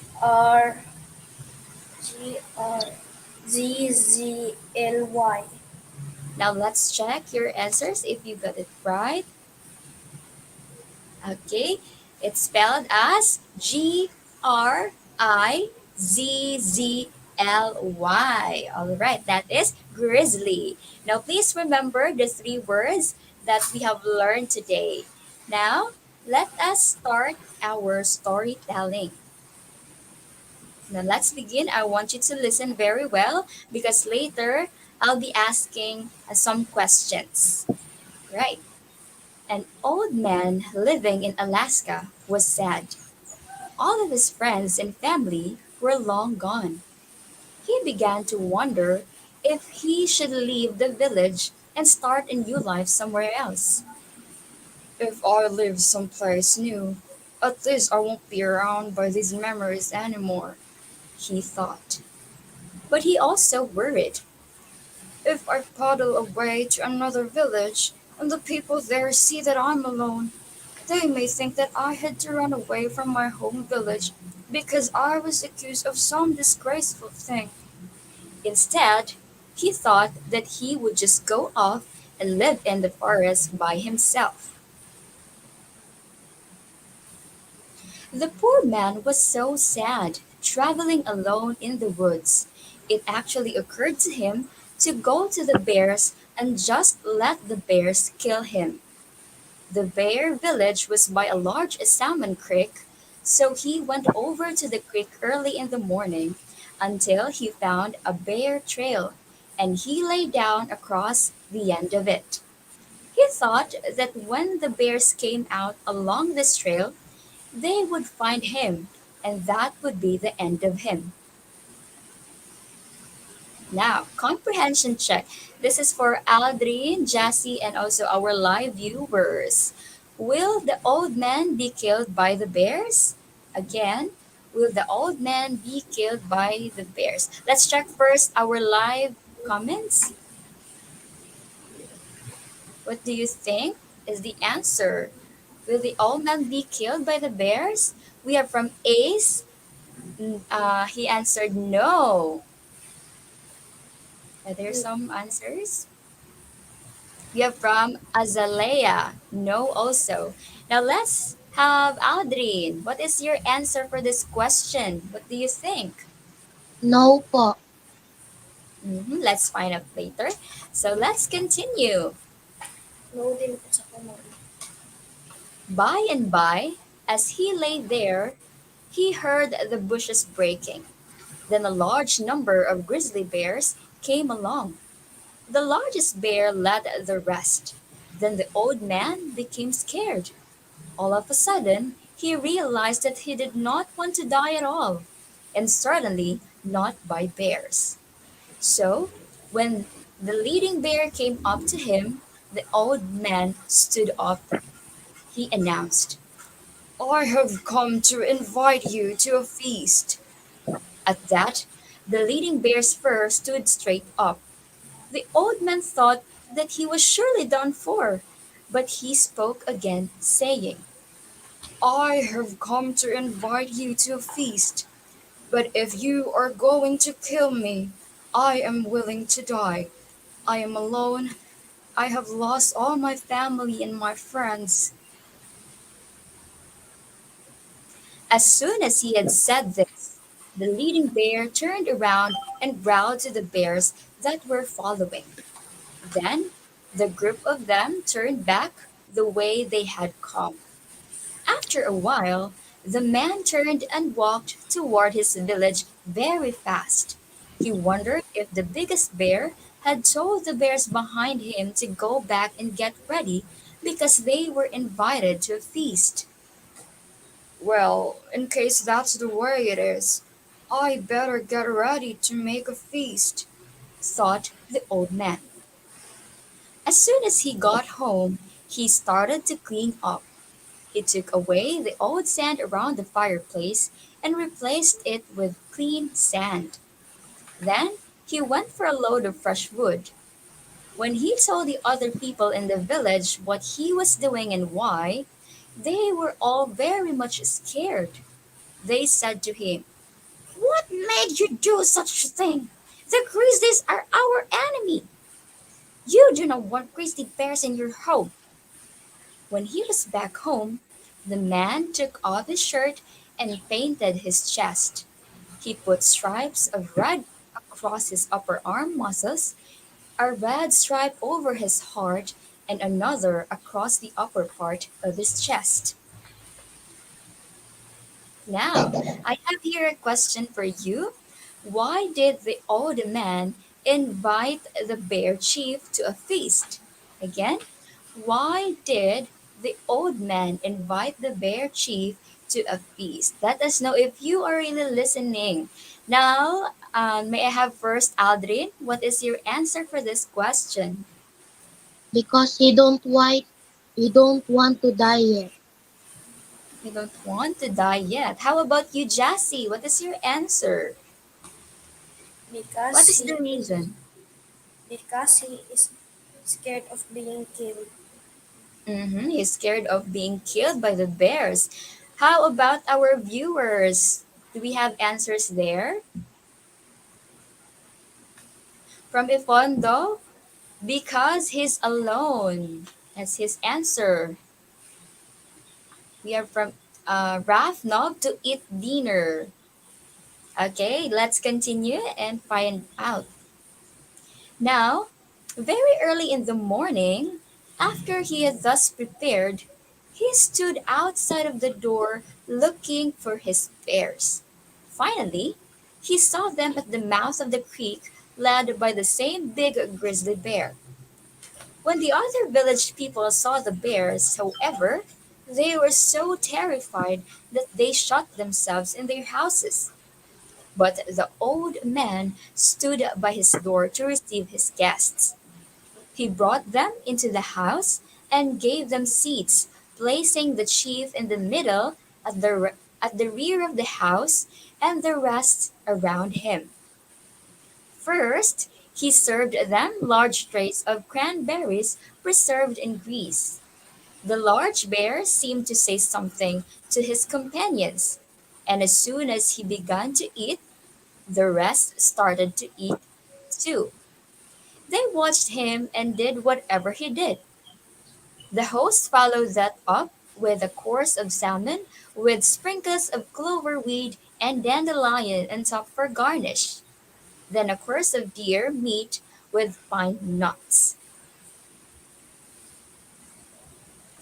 After they were through, the large bear seemed to talk to his host for a very long time.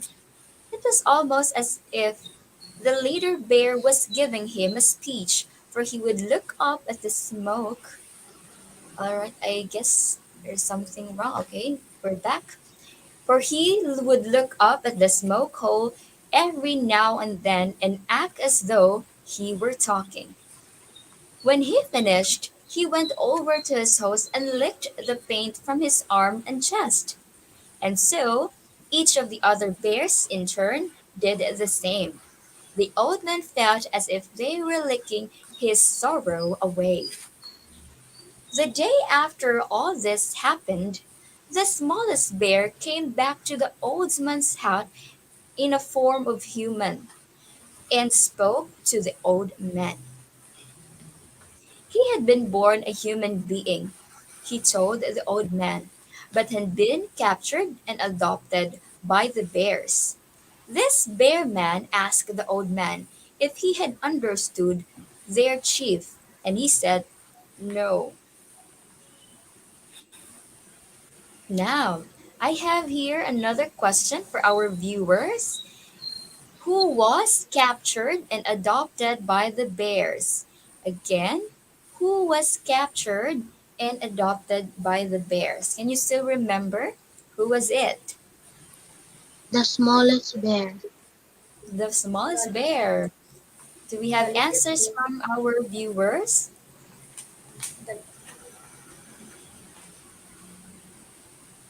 I guess they are still busy typing their answers. How about you, Jassy? The little bear. The little bear. Okay, we have from Zyrene Hegrimosa, smallest bear. Very good. You all got it right. It's the smallest bear who was captured and adopted by the bears. Thank you so much, our viewers, for your answers. Now let's continue. He was telling you, the bear man replied, that he is in the same condition as you, that he too is old and has lost of all his friends. He had heard of you before he saw you, he said.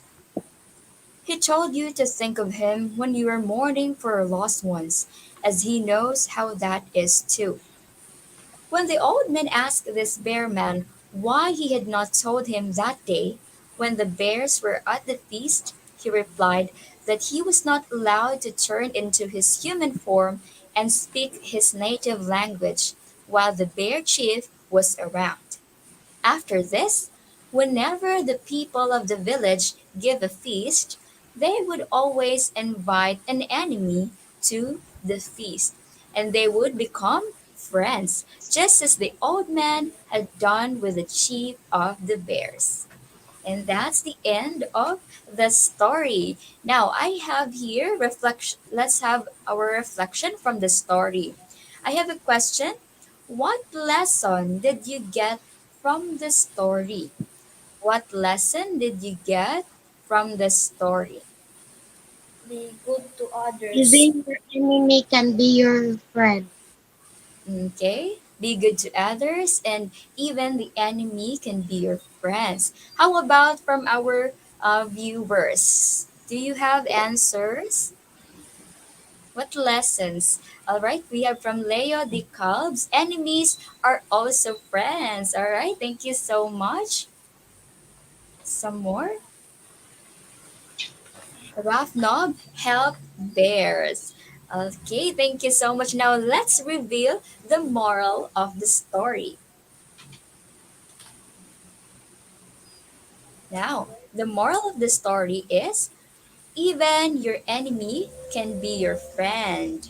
And also, we have here sometimes it takes a while to get to know someone well enough to become friends. So, just like in the story, so the old man has to know the bear. So, they are good friends now. So, that is what we can learn from our story. I hope that you will remember all the lesson that I have shared with you today, and let us also apply this in our lives. So thank you so much, our pupil interactors, Aldrin and Jassy. Now let's have our quiz. I have prepared 5 questions for you and also to our viewers. Now get ready. Now let's have the first question. Okay, question number 1. Who was sad and alone in the story? A. The bears. B. Bear man. And letter C. Old man. Who was sad and alone in the story? A. The bears. B. Bear man. And letter C. Old man. We are from Leo de Calves. Letter C. We are from Ifonda Lizelle. Letter C also. And how about you, Jassy? What is your answer? Letter C. Old And man. Aldrin? Letter C po. Now let's find out. The answer is letter C. Great job. So it was the old man. And now the second question is, where did the old man live? Where did the old man live? A. In the forest. B. In Alaska. Letter C. By the creek. Letter A. In the B. forest. B. In Ska. Alaska. And letter C. By the creek. We have from Leo, letter A. We have from Renz, Biano, letter A also. How about Aldrin? B. In Alaska. Okay, exactly. Now let's find out the answer. The correct answer is letter B, in Alaska. It was mentioned in the first part of the story. He lives in Alaska. So thank you so much, our live viewers, for your answers. Let's proceed to the third question. Where was the bear village located? Where was the bear village located? A. By a large salmon creek. B. In a dandelion field. And letter C. By a river. Again, the choices are A. By a large salmon creek. B. In the dandelion field. And letter C. By a river. Let's have our uh, comments first. Kent Razel Opara, letter A. We also have from Larian Ifondol, she answered letter B. And lastly, we have from Charian Moncada, she answered letter B also. How about our pupil interactors, Aldrin and Jassy? What is your answer? A. By a large almond tree. Yes. Now let's find out if you got it right. And the answer is letter A. Very good. Thank you so much for your answer. Now let's have our question number 4. Why did the old man wants to leave the village? Why did the old man wants to leave the village? Letter A, because he wants to die. Letter B, because his family and friends were long gone. And letter C, because he was afraid of the grizzly bears. What do you think is the answer for this? Let's have our comments. Let's check from our comments. What is your answer for the fourth question? I guess they're busy. Okay, we have here from Lit Manuel Manlangi Takmoy, letter B. We also have from Leo Apple Indig, letter B. And Ken Russell Apari answered letter B. How about Aldrin and Jassy? What is your answer? B. Because his family and friends were long gone. Okay, let's check it out. And the correct answer is letter B, because his family and friends were long gone. So that is why the old man wants to leave the village. And the last question. Okay, here. Who came back to the old man's hut in human form? A. The villagers. B. The chief bear. And letter C. The smallest bear. Who came back to the old man's hut in human form? A. The villagers. B. The chief bear. And letter C. The smallest bear. We have here from Eliza Kate Romero Begonia, letter C. Kent Apare answered letter C. And lastly, we have Sam Gomez, letter C also. Now, let's have Aldrin and Jassy. What is your answer? Letter C. C. The smallest Letter bear. C. Now, let's reveal the answer. It's letter C. Great job, everyone. Congratulations to those who got 5 in our quiz today. So that ends my part. So thank you so much to our live viewers for your active participation, and also to my pupil interactors. So that's all for our activity. By the way, Aldrin and Jessie, how do you find it? Did you enjoy? Apa. Okay, that's Very good good, to ma'am. hear. So allow me first to extend my thanks to my pupil interactors today. I have here Justy and Aldrin. So thank you so much. Also to your parents for your support and for letting them to be part of this episode. And I'd like also to thank our school principal, Sir Julius I. Suelto. Thank you so much also to my colleagues here in Nubisay Central Elementary School. To the live viewers and listeners, thank you for your cooperation and participation. May we all continue the love for reading. So again, this is teacher Kimberly Absin of Nubisay Central Elementary School saying goodbye and stay safe everyone. Innovation, integration, industry-based learning, inspiration. This is the division of Panabo City, the forefront of eradicating illiteracy. All right, thank you so much, Ma'am Kimberly W. Absin of New Visayas Central Elementary School. So she shared to us the story entitled The Bear Feast. And we've learned that even your enemy can be your friend. And sometimes it takes a while to get to know someone well enough to become friends. So we don't judge someone without knowing their personality, their attitude well. So it takes some time to know them. So sometimes we have to be friend with someone, especially if that's the first time that we met them. So this is very a nice story, and you have to be kind to others also. Thank you so much, Ma'am Kimberly W. Absin, and also to your two pupil interactors. Thank you so much. And this time we'll read some shout outs to our from our live viewers. Okay, I'm requesting our controller to please flash on screen their comments. We have here from Travis Salmar Gopio. So he commented hearts and virtual clubs to Mom Kimberly W. Obscene. So that means he loves the story of Mom Kimberly W. Obscene. We have here from Micah de la Peña. Shout out from Manay National High School with hearts. All right, thank you so much. We have here from Lee Manuel Manlangit Takmoy. Hi po, hello. Thanks for watching. One last for Micah de la Peña. Wow.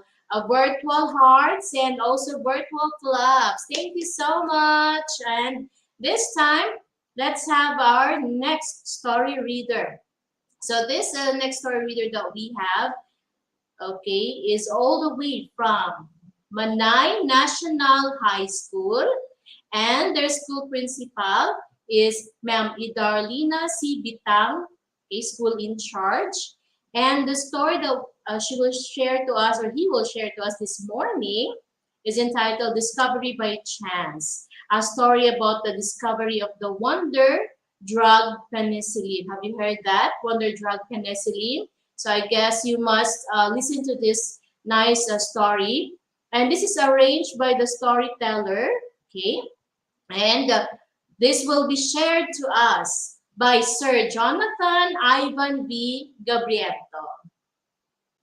Innovation, integration, industry-based learning, inspiration. This is the division of Panabo City, the forefront of eradicating illiteracy.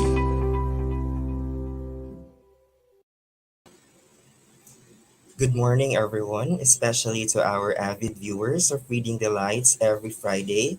I know our online viewers who are in their respective homes are all excited to hear another marvelous science story.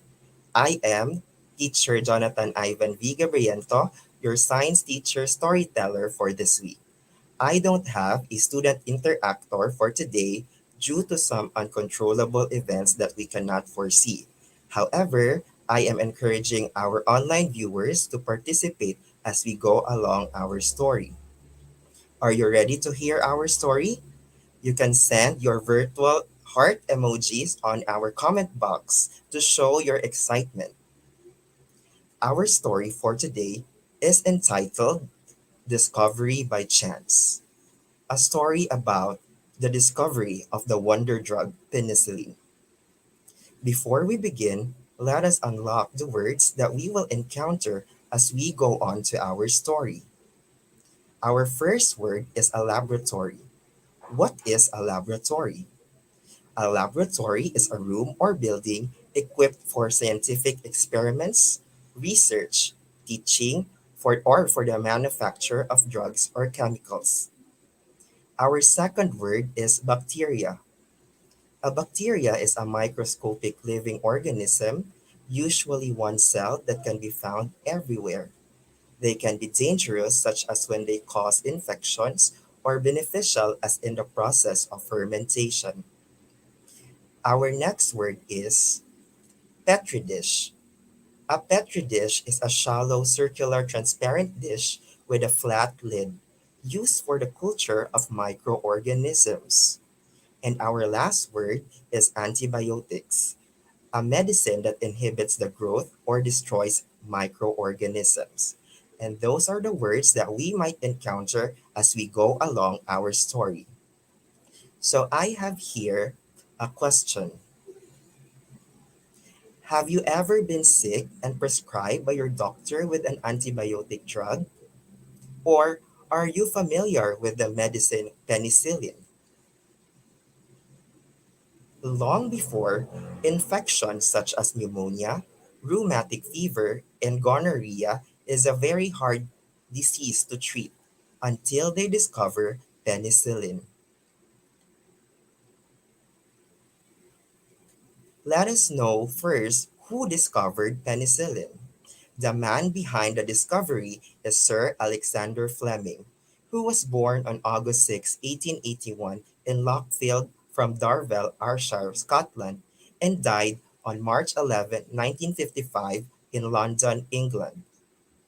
As he is a Scottish bacteriologist best known for his discovery of penicillin. Also, in 1921, he discovered a tissue and secretion that is an important bacteriolytic substance which he named lysozyme. He served as a president of the Society for the General Microbiology. He was also a member of a Pontifical Academy of Science and honorary member of almost all the medical and scientific societies of the world. Lastly, he also won the Nobel Prize in Physiology or Medicine in 1945. So let us start on how did Sir Alexander Fleming discovered penicillin. A long time ago, in year 1928, there is a humble Scottish researcher and bacteriologist named Alexander Fleming. He is very interested in the natural bacterial action of the blood and antiseptics. Fleming, often described as a careless lab technician, one day returned from a 2-week vacation in Scotland. He immediately went down to his basement laboratory at the hospital. When he went down, he noticed that there is an uncovered petri dish that contains Staphylococcus bacteria sitting next to an open window and had been contaminated with molds in it. Question: what bacteria did Fleming notice in the uncovered petri dish that is sitting next to an open window? So I want to see the answers from our online viewers. The choices are the following. Is it A, Staphylococcus? Is it letter B, Streptococcus? Is it letter C, Pseudomonas? Or is it letter D, Proteobacteria? All right. So according to Zyrene Hegrimosa, the answer is letter A. So let's see what's the answer. The answer is letter A, Staphylococcus bacteria. Let's continue. Fleming was astonished when he noticed that the bacteria close to the location of the mold colonies were dying. Later on, he was able to isolate the mold and identified it as a member of the Penicillium genus. Next question. And what genus does that the mold that killed the bacteria in the petri dish belongs?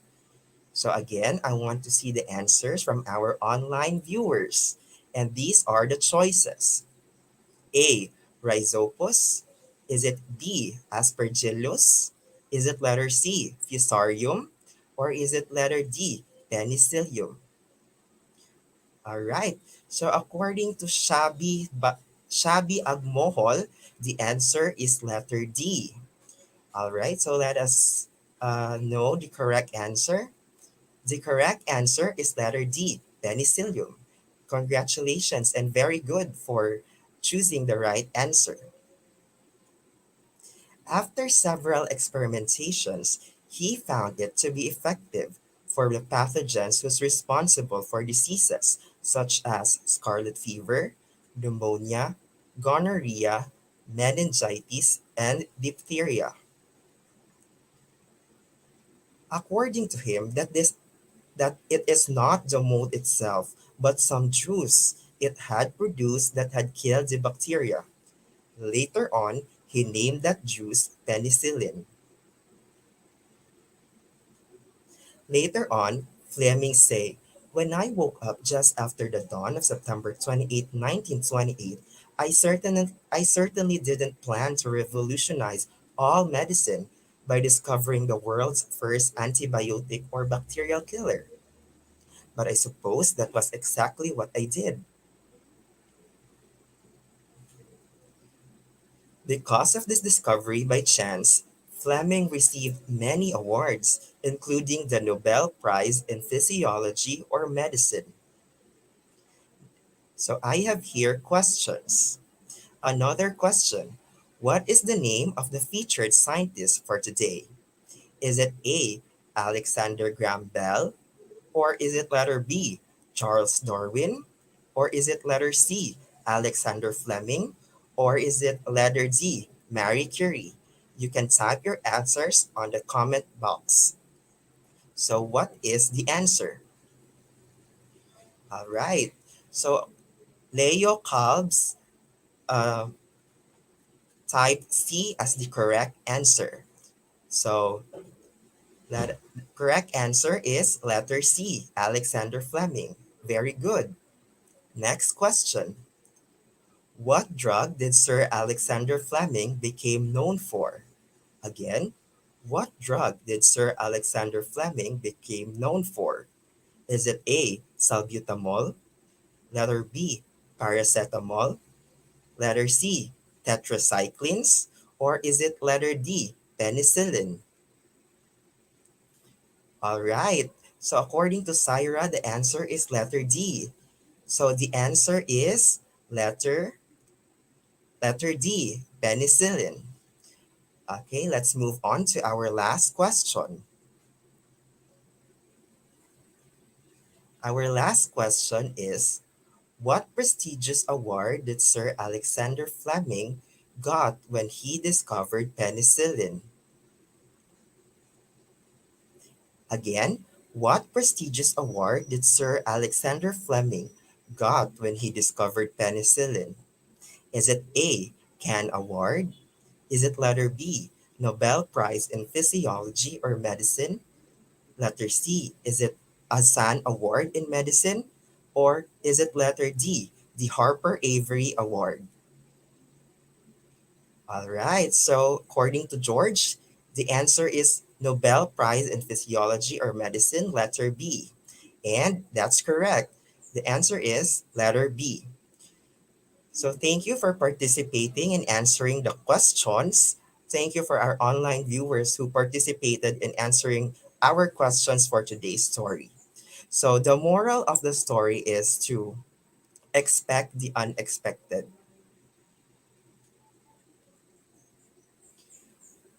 Okay, let's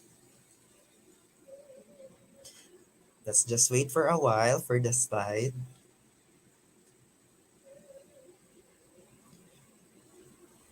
And I just want to take this opportunity to thank everyone who participated on answering the questions. And I hope that you learned a lot in answering or listening from our science story for this week.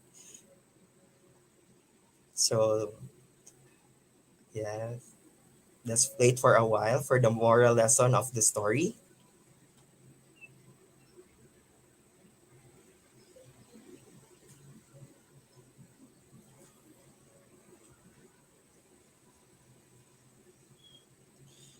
All right, so let's read the comments from the comment section.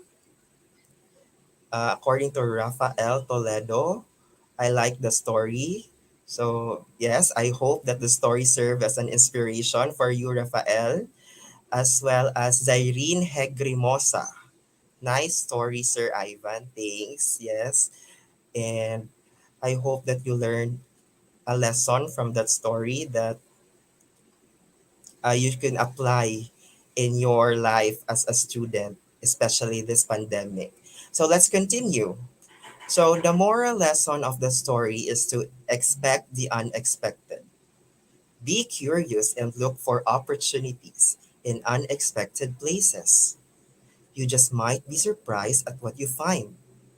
If something extraordinary comes your way, be able to realize that and then grab the opportunity and use what is in front of you.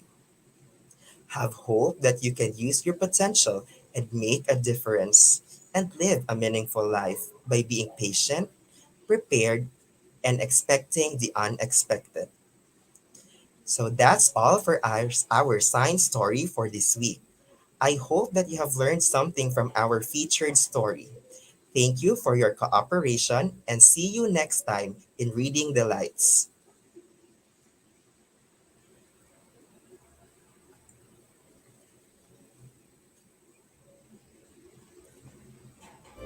Innovation, integration, industry-based learning, inspiration. This is the division of Panabo City, the forefront of eradicating illiteracy. All right, thank you so much, Sir Jonathan Ivan B. Gabriento of Manay National High School. So he shared the story, Discovery by Chance, a story about the discovery of the wonder drug penicillin. And I'm sure a lot of you learned from the story about the drug penicillin. And it gives us a moral lesson, expect the unexpected, and be curious and to look for opportunities in unexpected places. You just might be surprised at what you find if something extraordinary comes your way. Be able to realize that. Then grab the opportunity and use what is in front of you. So being curious is a great way or great to our minds because we can learn something, discover something that we will be able to use in the future, or we can use to help others in the future, like the drug penicillin, which is very helpful nowadays for those who are needing this kind of drug for medication.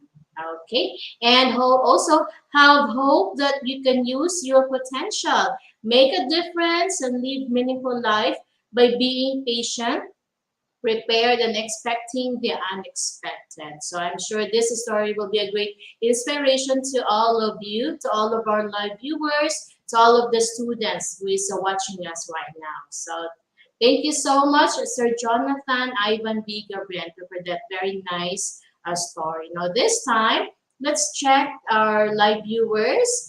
Okay, what's their reaction to that story? Okay, may I see some shout outs? We have here from Micah de la Peña. Wow, virtual clubs and also virtual hearts. Wow, we have here from Scarlett Cuquilla. Virtual hearts. Wow, super dami, no? Ang dami-dami. So I'm sure nagustuhan talaga nila ang storya. We have here from Ni Manuel Manlangit Takmoy. Hi po, hello. And we have Wayne Rick James Alderete. Shout out po, ma'am. Hello. Good morning and thank you for being with us today, for still keep on watching. So this time, let's have our next story reader. Our next story reader is all the way from Panabo City National High School, and their school principal is Mamemnia B. Fiesto, Principal 4, and their school reading program, Project Athena. And the story that we will hear today is entitled The Peacock and the Crane. This is written by Aesop's Fable, and this is illustrated by Pink Fong. So this will be shared to us by Ma'am Angie C. Donlan. Innovation, integration, industry-based learning, inspiration. This is the division of Panabo City, the forefront of eradicating illiteracy. Hello, good morning everyone. Welcome for another story for today. My name is Teacher Angie, your storyteller for today. Now, a courtesy to our principal, Mamemia B. Infiesto, and our reading coordinator, Sir Kenneth Licaros. Now, without further ado, let's start with our story for today.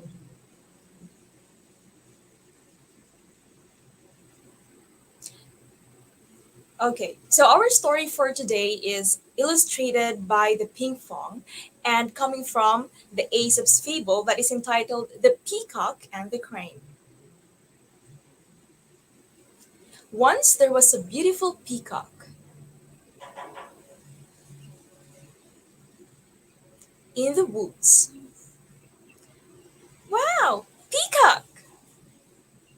Your feathers are so beautiful! Colorful and shiny. Aren't they gorgeous? Yes, they are. I wish I could have colorful feathers, just like you. Only I, the peacock, can have these beautiful feathers. Don't even dream about it. Now, I have a question for you. What kind of attitude you can see from the peacock? What kind of attitude you can see from the peacock? Let's have our online viewers. What kind of attitude you can see from the peacock?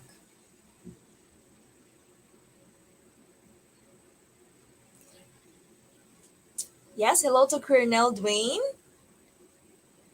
What kind of attitude you can see from the peacock? Yes, the peacock is kinda boastful. According to Lindsay Lariba, the peacock is kinda sassy. Very good. Boastful, according to Rian. Boastful. That's great. Bad, according to Leo. Okay, next. Let's find out. What a show off. The peacock went to the riverside for some water. Who is that? A long neck and cool legs? Looks quite elegant. But I don't like the feathers though. Now, what do you think is on the riverside? What do you think is on, what does the peacock saw on the riverside? Do you have any idea? Can you guess what kind of bird that the peacock saw on the riverside? It's a dove. Nice guess, Leo. What else?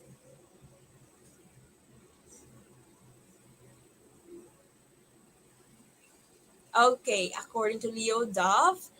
It's a crane according to Creative Minds. Now let's see. Hi, who are you? I've never seen you around. I'm a crane. A crane, huh? I'm a peacock. I have feathers that are shiny and gorgeous. All right, they look good. The crane walked along the river. She wasn't even surprised. Look at all these colors of the rainbow on my feathers. What's wrong with yours? They look gray and dusty. Oops, do you think what the peacock had said is good to say to someone you just met? Do you think it's a good one to say to someone you just met? That they don't look good. What do you think, online viewers? No, of course, according to Lee Manuel, it is no, it is not good to say something like that. Nope, according to Leo. Very good. Next. Yes, you are beautiful. But I don't envy you at all. What? Don't lie. How could you not envy these beautiful feathers? I can fly up into the sky with my wings. I travel around the world and go wherever I want. Oh, I see. What can you do with those feathers? Grooming and showing off? What else can you do? It seems you look good on the outside, but not inside. The peacock felt so ashamed. He folded his feathers. Oh, gee. Now, that's the end of our story. I know it's a very short story, but I have a lesson for you today. What are the lessons that you can get from our short story?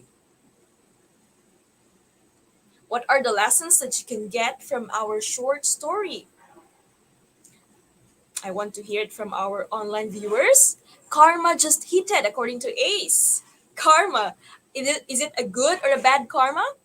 Don't be show off according to Lee Manuel. Don't show off. Leo, don't underestimate. That's good. Rian, don't bully people. Correct. Do not bully people because you don't know their capabilities. According to Jay, be kind and good to others. That's good, Jay. Who else from our viewers? According to Travis, be good not only in the outside but also in your heart. That's great, Travis.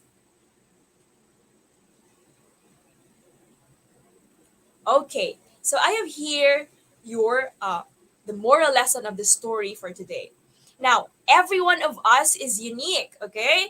Every one of us is unique, beautifully unique, actually. Now, do not boast yourself to everybody just to show you are above from the other. Just like the crane, diba? He didn't boast himself to anyone, right? Because you are unique. You are unique to everybody, okay? Do not boast yourself. It's never a need to boast yourself because you yourself know that you are what? That you are unique. Now, finally, we have different talents and capabilities. So do not compare yourself to anyone. Do not ever compare yourself to anyone because you be you don't have to be the same with someone you idolize. It's good to have your idol, but it is not really that you have to be the same with your idol because you are already a unique one. Am I right? Okay, now thank you, students. Thank you, learners, for listening to our short story for today. I hope you had learned something from our story and see you again next time for another story. Bye. Innovation, integration, industry-based learning, inspiration. This is the division of Panabo City, the forefront of eradicating illiteracy.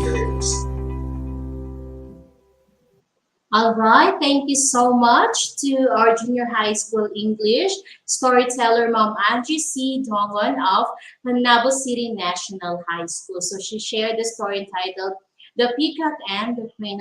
We've learned that everyone is unique and we should love ourselves. We should embrace our flaws and we should not compare ourselves to others. And also, we should not be boastful of what we have.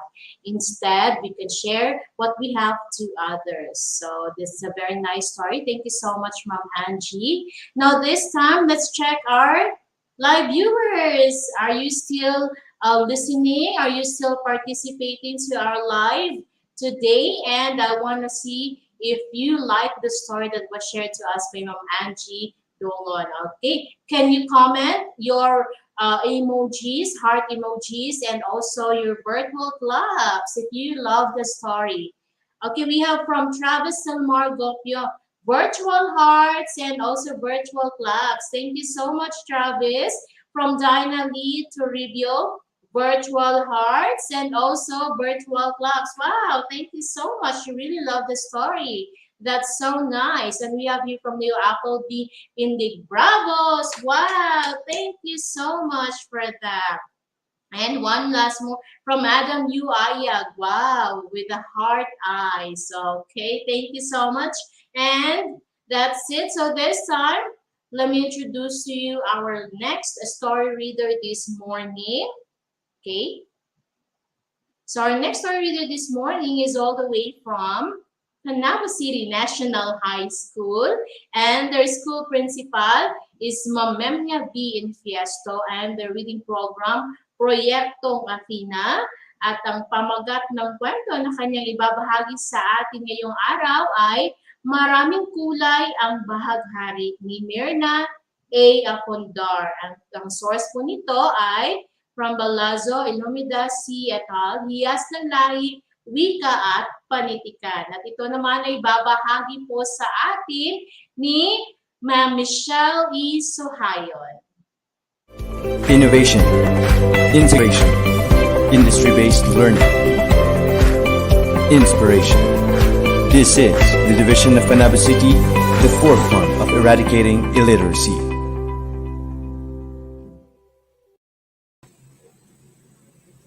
Gandang umaga sa lahat, lalong-lalo na sa mga nanatili at hindi bumitaw sa panonood ngayong umaga. Ako nga pala si Ginang Michelle Isohayon, ang inyong gurong mambabasa mula sa Panabo City National High School.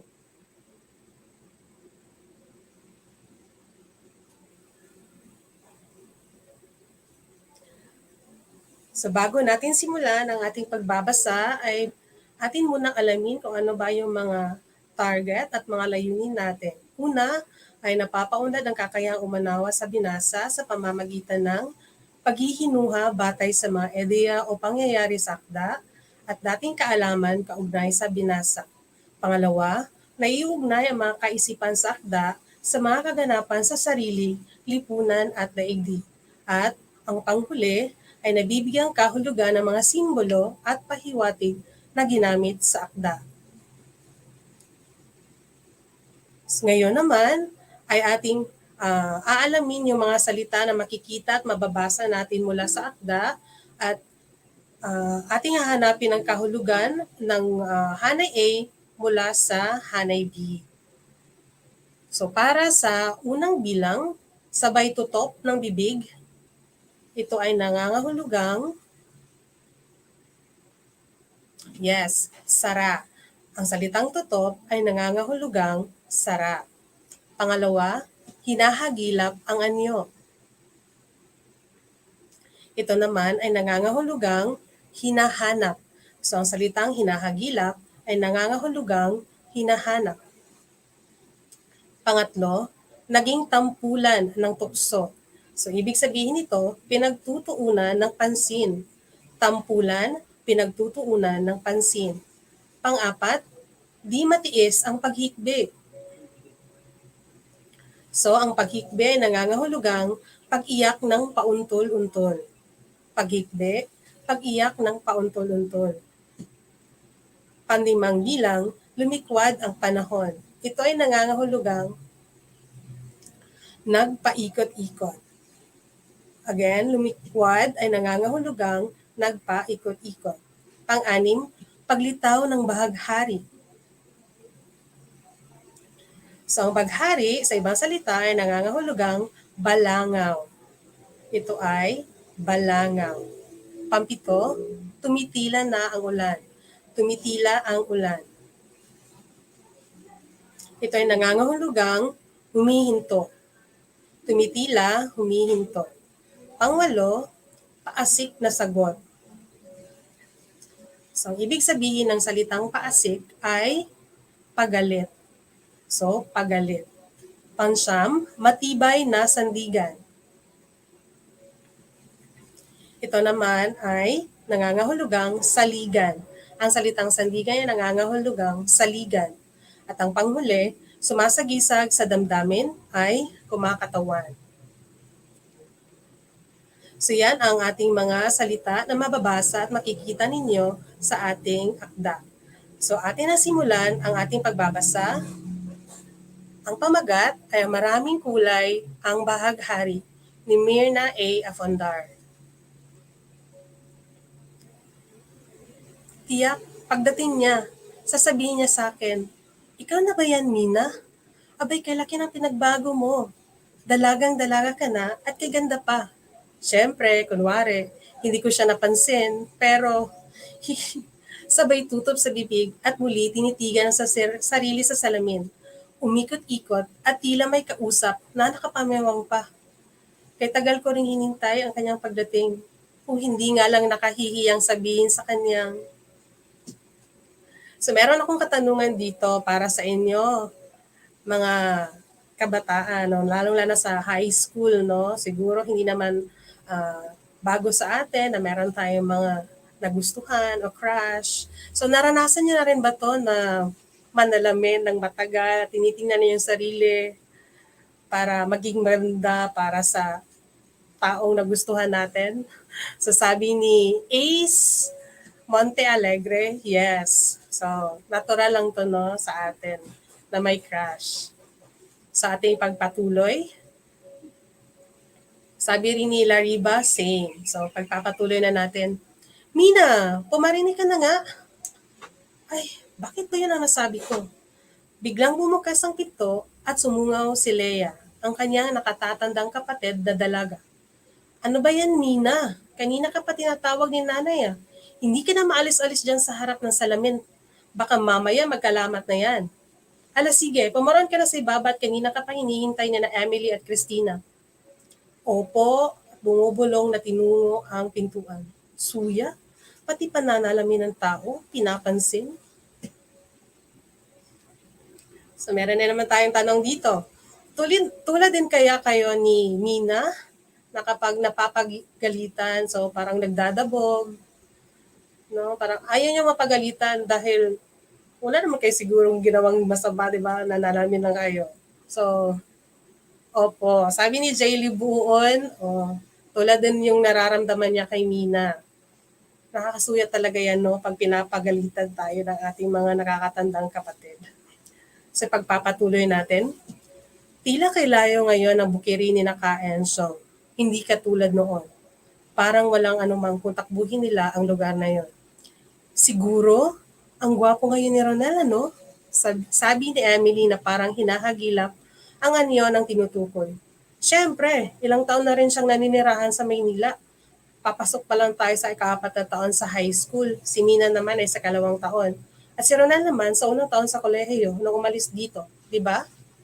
Katahimikan. Maya-maya ay nagsalita si Christina. Natatandaan ko pa nga noon, kapag magkakasama tayong 4 kinaka-Ensyong upang makinig ng kwento niya at kuminsan na may upang mamitas ng bayabas sa kanyang bakuran. Inaabot tayo ng paglubog ng araw.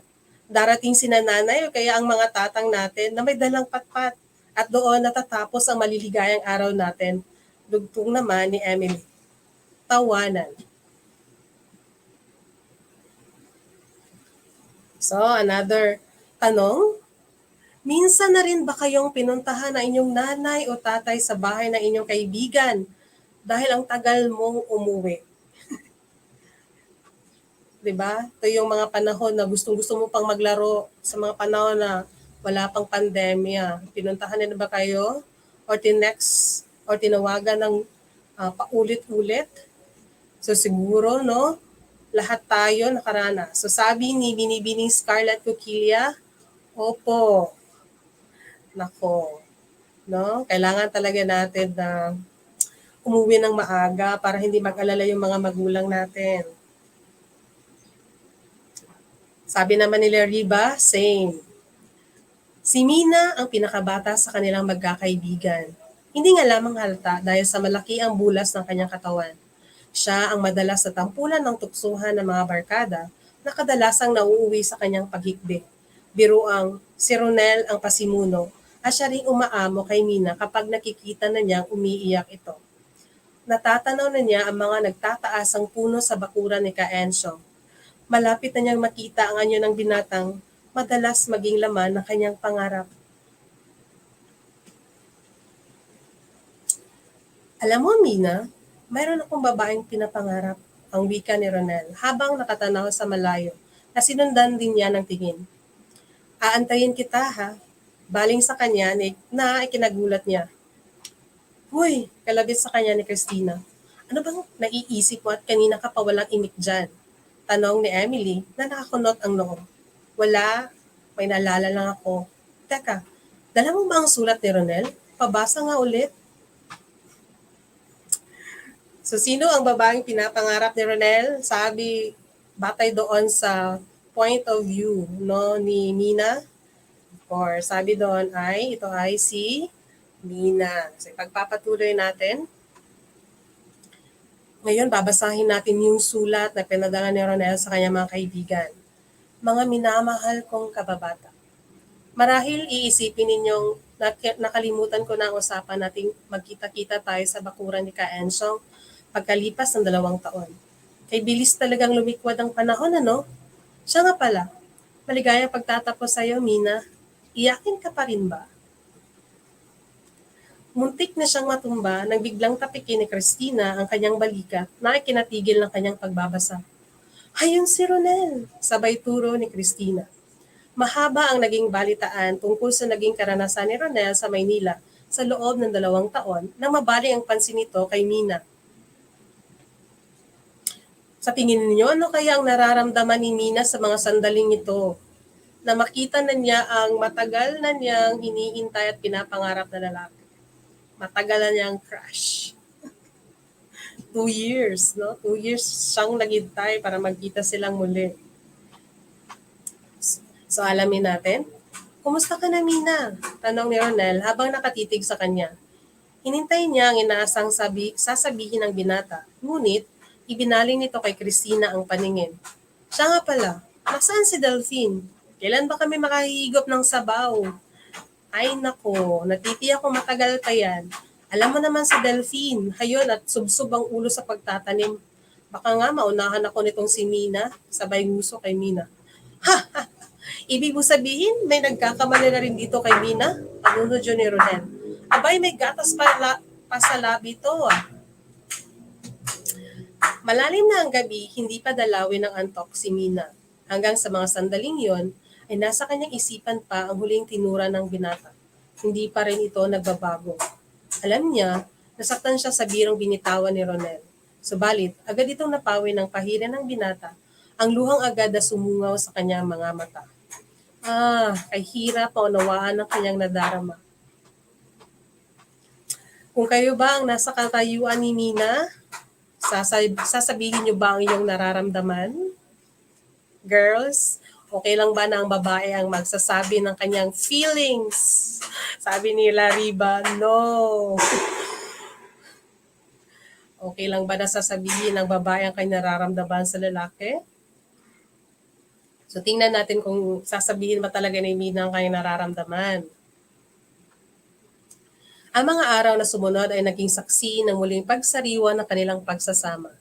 Hindi niya maintindihan ang kanyang damdamin, higit sa lahat, ang kinikilos ni Ronel. Minsay, naisipang muli ni Mina na sabihin kay Ronel ang tunay na nadarama. Nakakasuya itong si Ronel. Manhid yata. Kung bakit naman itong puso ko'y sa kanya patumibok. Basta. Sasabihin ko sa kanya ang lahat. Bakit naman kasi walang karapatan ng babae magpahayag ng kanyang pag-ibig eh? Hindi mapakaling bulong ni Mina sa sarili habang nagluluto.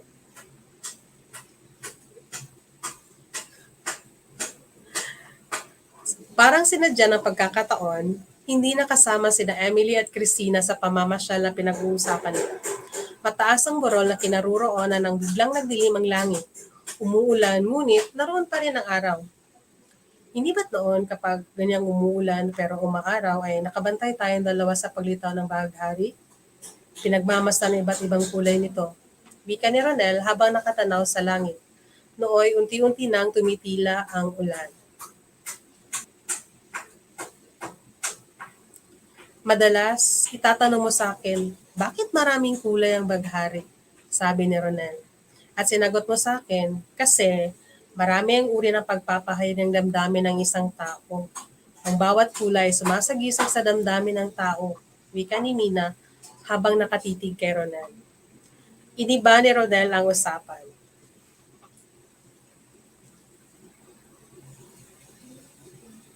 Bakit hindi ko nga pala nakikita yung sinasabi ni Christina ang maniligaw mo raw? Nakangiting sabi nito. Wala yun, pasik na sagot ni Mina.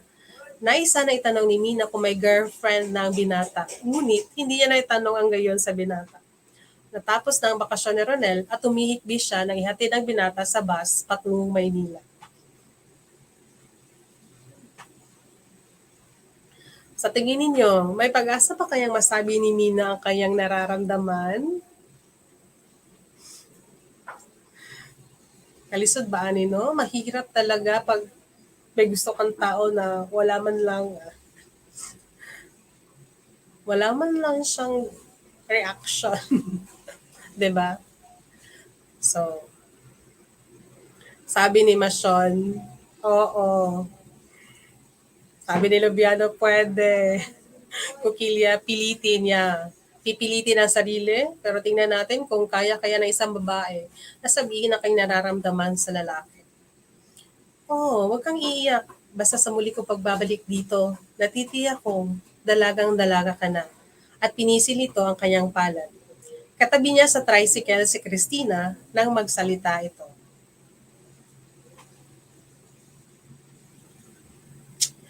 Dalawang taon na naman bago natin makitang muli si Ronel. At dito raw siya magtatayo ng maliit na negosyo pagkatapos niya ng pag-aaral. Wika ni Christina habang nakabali ang paningin sa kalsada. Katatapos pa lamang matuyo ng lupa nang dahil sa ulan. Hinanap ng kanyang mga mata ang bahaghari. Wala pang bahaghari ano? Tila wala sa sariling naitanong niya kay Christina. Ano ka mo? Wala. Marami pang araw ang pinaghintay niya, pero alam niya ang mga iyon ay kaiinipan din ni Ronel.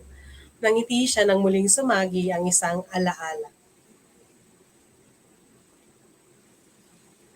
Muntik na maging mababa ang paningin ni Ronel sa kanya sa gagawin sana niyang pagsasabi ng kanyang pag-ibig sa binata, kundi sa baghari. Ang huling tinura ni Ronel ang magsisilbing isang matibay na sandigan niya upang hindi mawala ang pagtitiwala niya sa lalaking nagmamahal din sa kanya. Ang bahaghari ay kusang dumarating pagkatapos ng ulan. Nagpapakita ng sari-saring kulay na hindi kumukupas mawala man sa paningin. So dito nagwawakas ang ating kwento.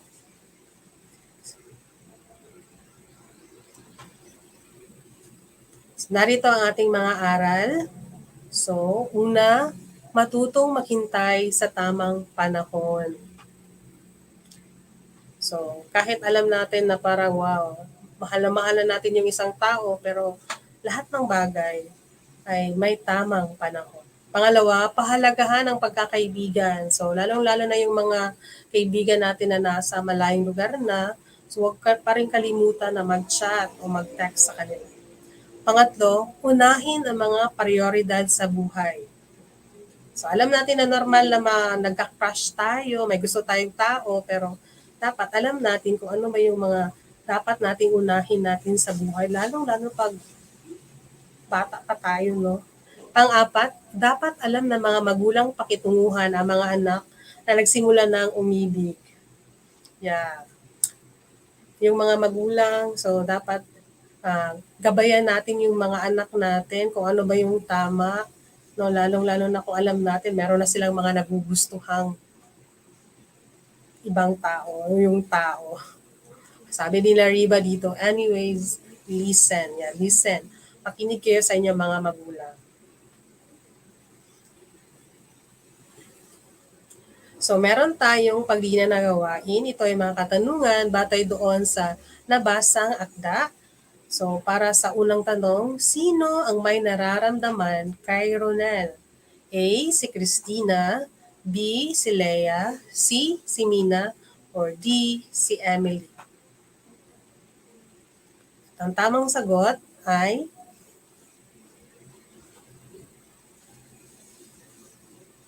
sabi dito ni Leo Cobbs, si A.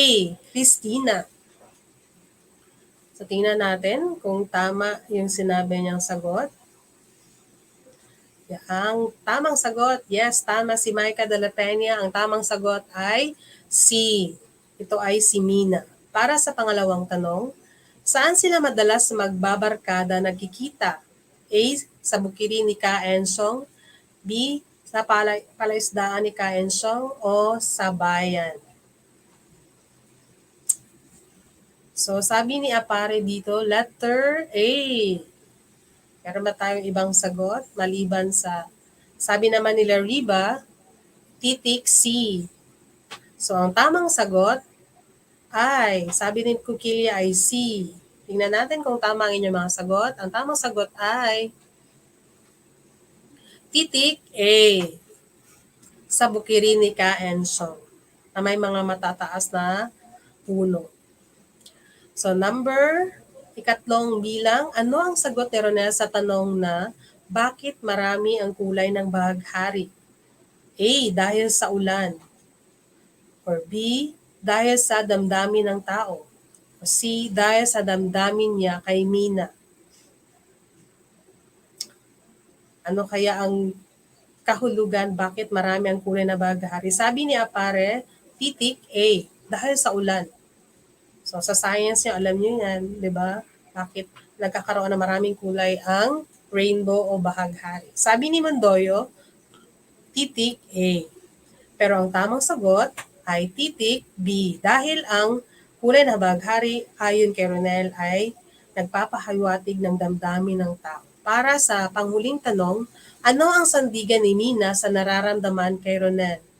A. Bahaghari, B. Ulan, o C. Sulat? Ano ang kanyang, yes, batayan? Saligan. Sabi ni Lobiano, A. Sabi naman ni Kukilia, A. At sabi ni Miane, Matt, titik A. So, tingnan natin kung ano ang sagot, tamang sagot. Sabi ni Mondoyo, A po. Yes, ang tamang sagot ay bahaghari. So, yan ang ating mga sagot para sa mga katanungan mula sa ating akdang binasa. So, mga bata, tandaan natin na nakapaghihintay ang pag-ibig, kaya matutong makinig sa mga sinasabi ng magulang. Kahit nagkakalaro na kayo ng inyong mga kaibigan, huwag kalimutang maglaan ng oras na sila ay kumustahin.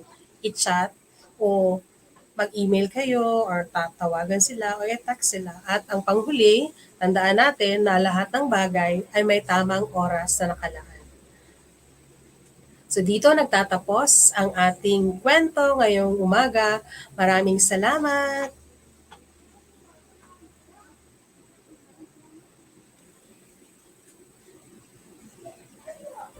Innovation, integration, industry-based learning, inspiration. This is the division of Panabo City, the forefront of eradicating illiteracy. Ayan, maraming salamat po, Ma'am Michelle E. Sohayan of Panabo City National High School na nagbahagi sa atin ng kwento na maraming kulay ang bahaghari. Ayan, napakagandang kwento ang ating natutunan ngayong araw.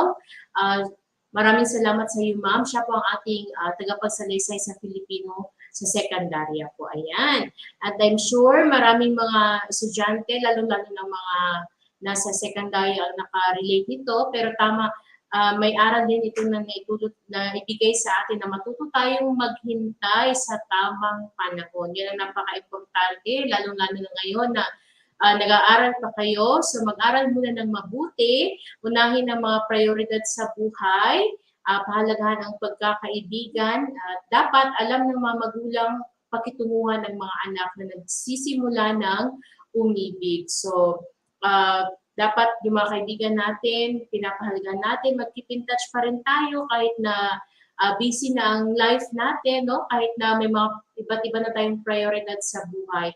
At sa mga magulang dyan, alamin natin kung ano nang, kumustahin din naman natin yung mga mag-aaral natin, lalo na sa sekundarya na natuto ng, nagsisimula lang matutong umibig. So, kumustahin natin sila at ipaliwanag kung ano yung mga dapat nilang tandaan or priority sa kanilang buhay. So, napakagandang kwento.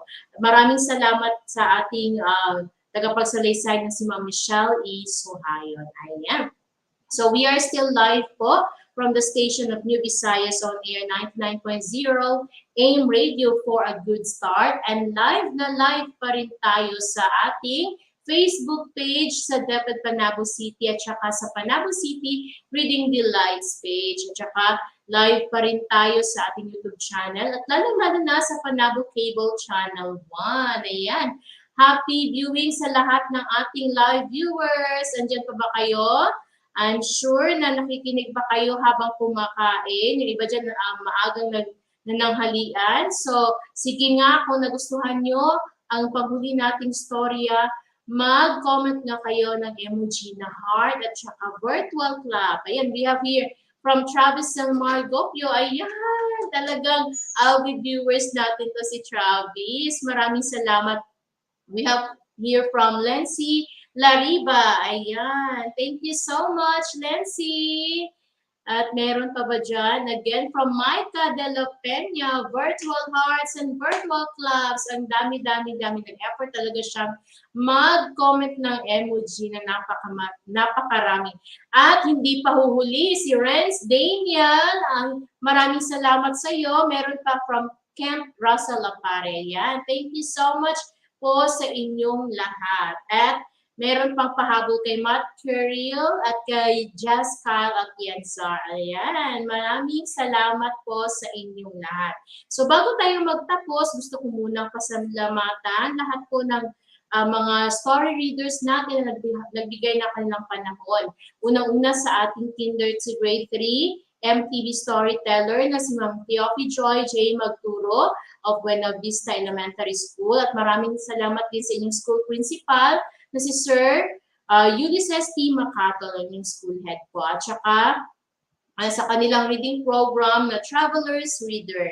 At maraming salamat din sa ating Kinder to Grade 3 Filipino na tagapagsalaysay, si Ma'am Sherlyn B. Andoy of Rizal Elementary School.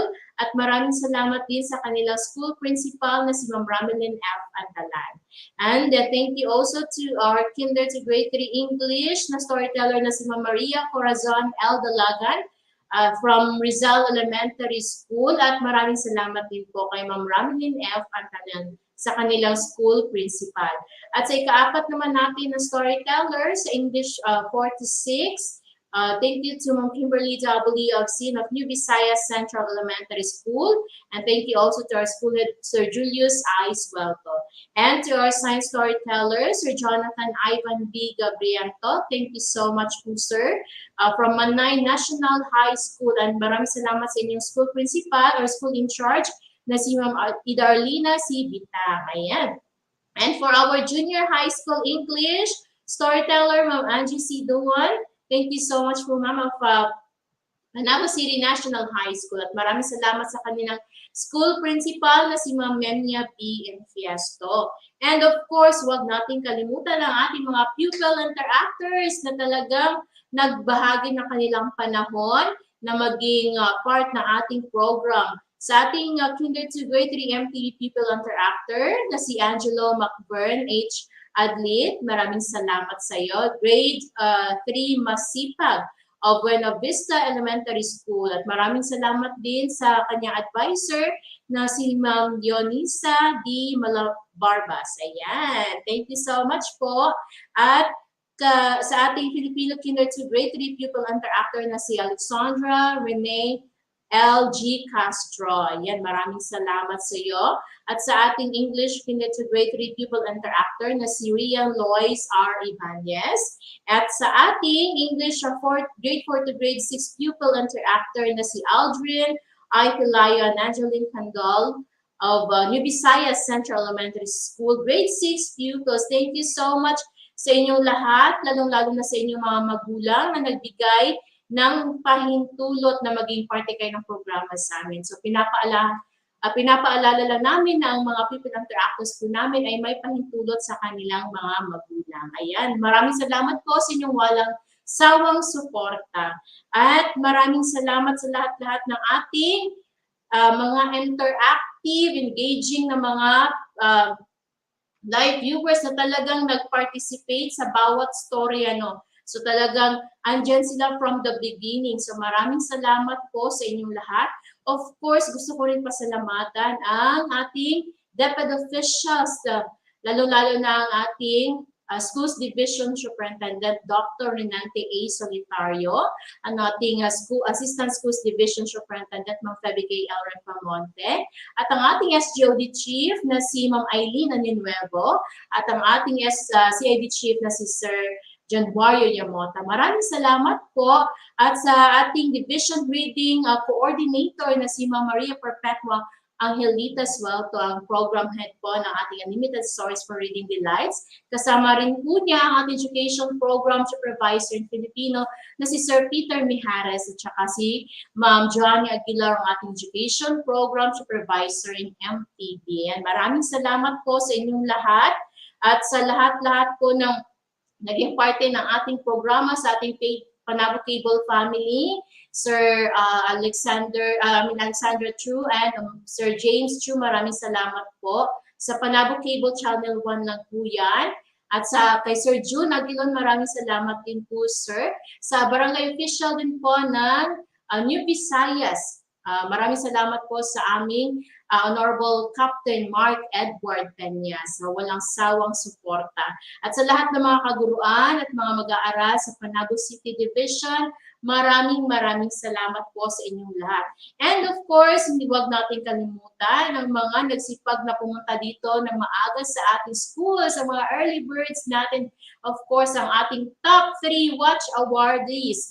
I would like to say congratulations to Ma'am Cleophie Joy J. Magturo, to Ma'am Michelle E. Suhayon, and to Ma'am Maria Corazon Lipero. Sila yung mga top 3 watch awardees natin. Congratulations po sa inyong lahat. So talagang marami tayong pinapasalamatan every Friday dito sa ating program sa Unlimited Stories for Reading Delights sa lahat ng mga magulang na walang sawang gumagabay, sumusuporta sa kanilang mga anak, lalong-lalo na sa panahon ngayon sa pandemya. Maraming salamat po sa lahat ng mga teachers dito sa Panabo City Division, sa lahat ng mga reading coordinators na talagang tulong-tulong po para sa ating program every Friday. And higit sa lahat sa ating puong may kapal. Maraming salamat sa walang sawang biyayang binibigay niya sa atin sa araw-araw.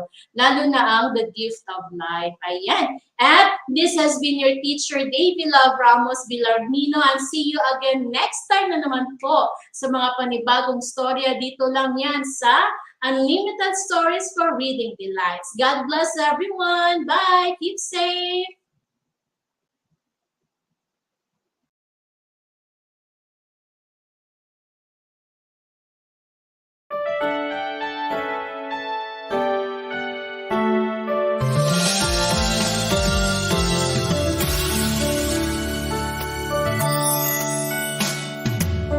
Minsan sa buhay ay may mga tanong kung bakit ganito, ganyan at nagkaganon. Sa paglalakbay sa hamon ng buhay ay matutunan natin na maging matatag at matibay. Sa kabila ng mga pinagdadaanan, patuloy sa pagbabahagi ng kaalaman, kaliwat kanan ng problema, ngunit kaagapay ang bawat isa. Makakayanan ko, makakayanan mo. Mga unos sa buhay ay malalagpasan to, basta't magtiwala. Tayo'y may pag-asa. Asahan mong kami ay gagabay sa'yo, liwanag ay abot sa anumang sulok ng mundo, kami may tiwala. Tunay na pinagpala.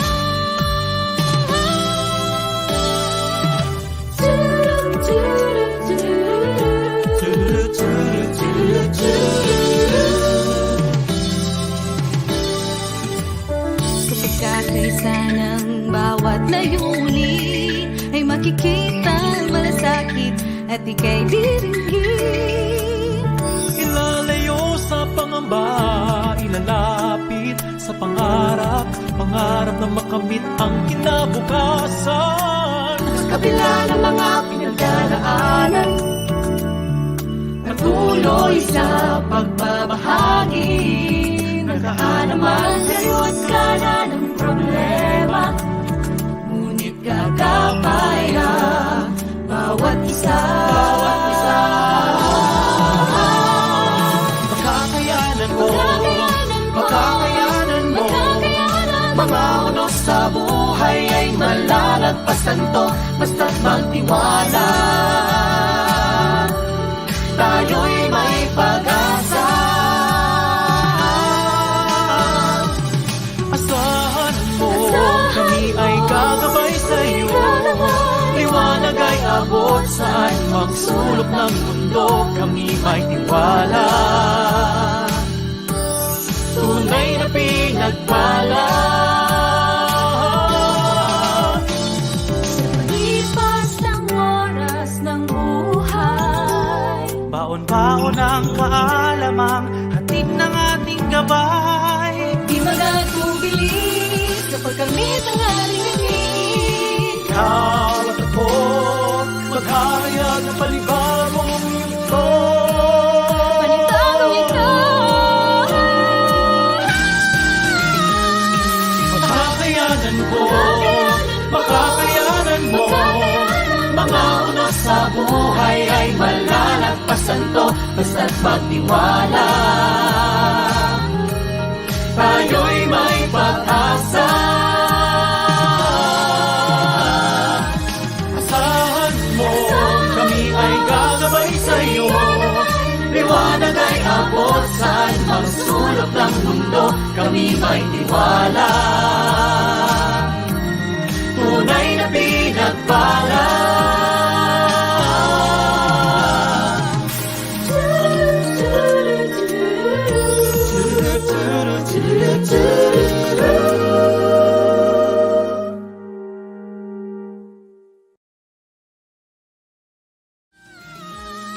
Makakayanan ko, makakayanan mo.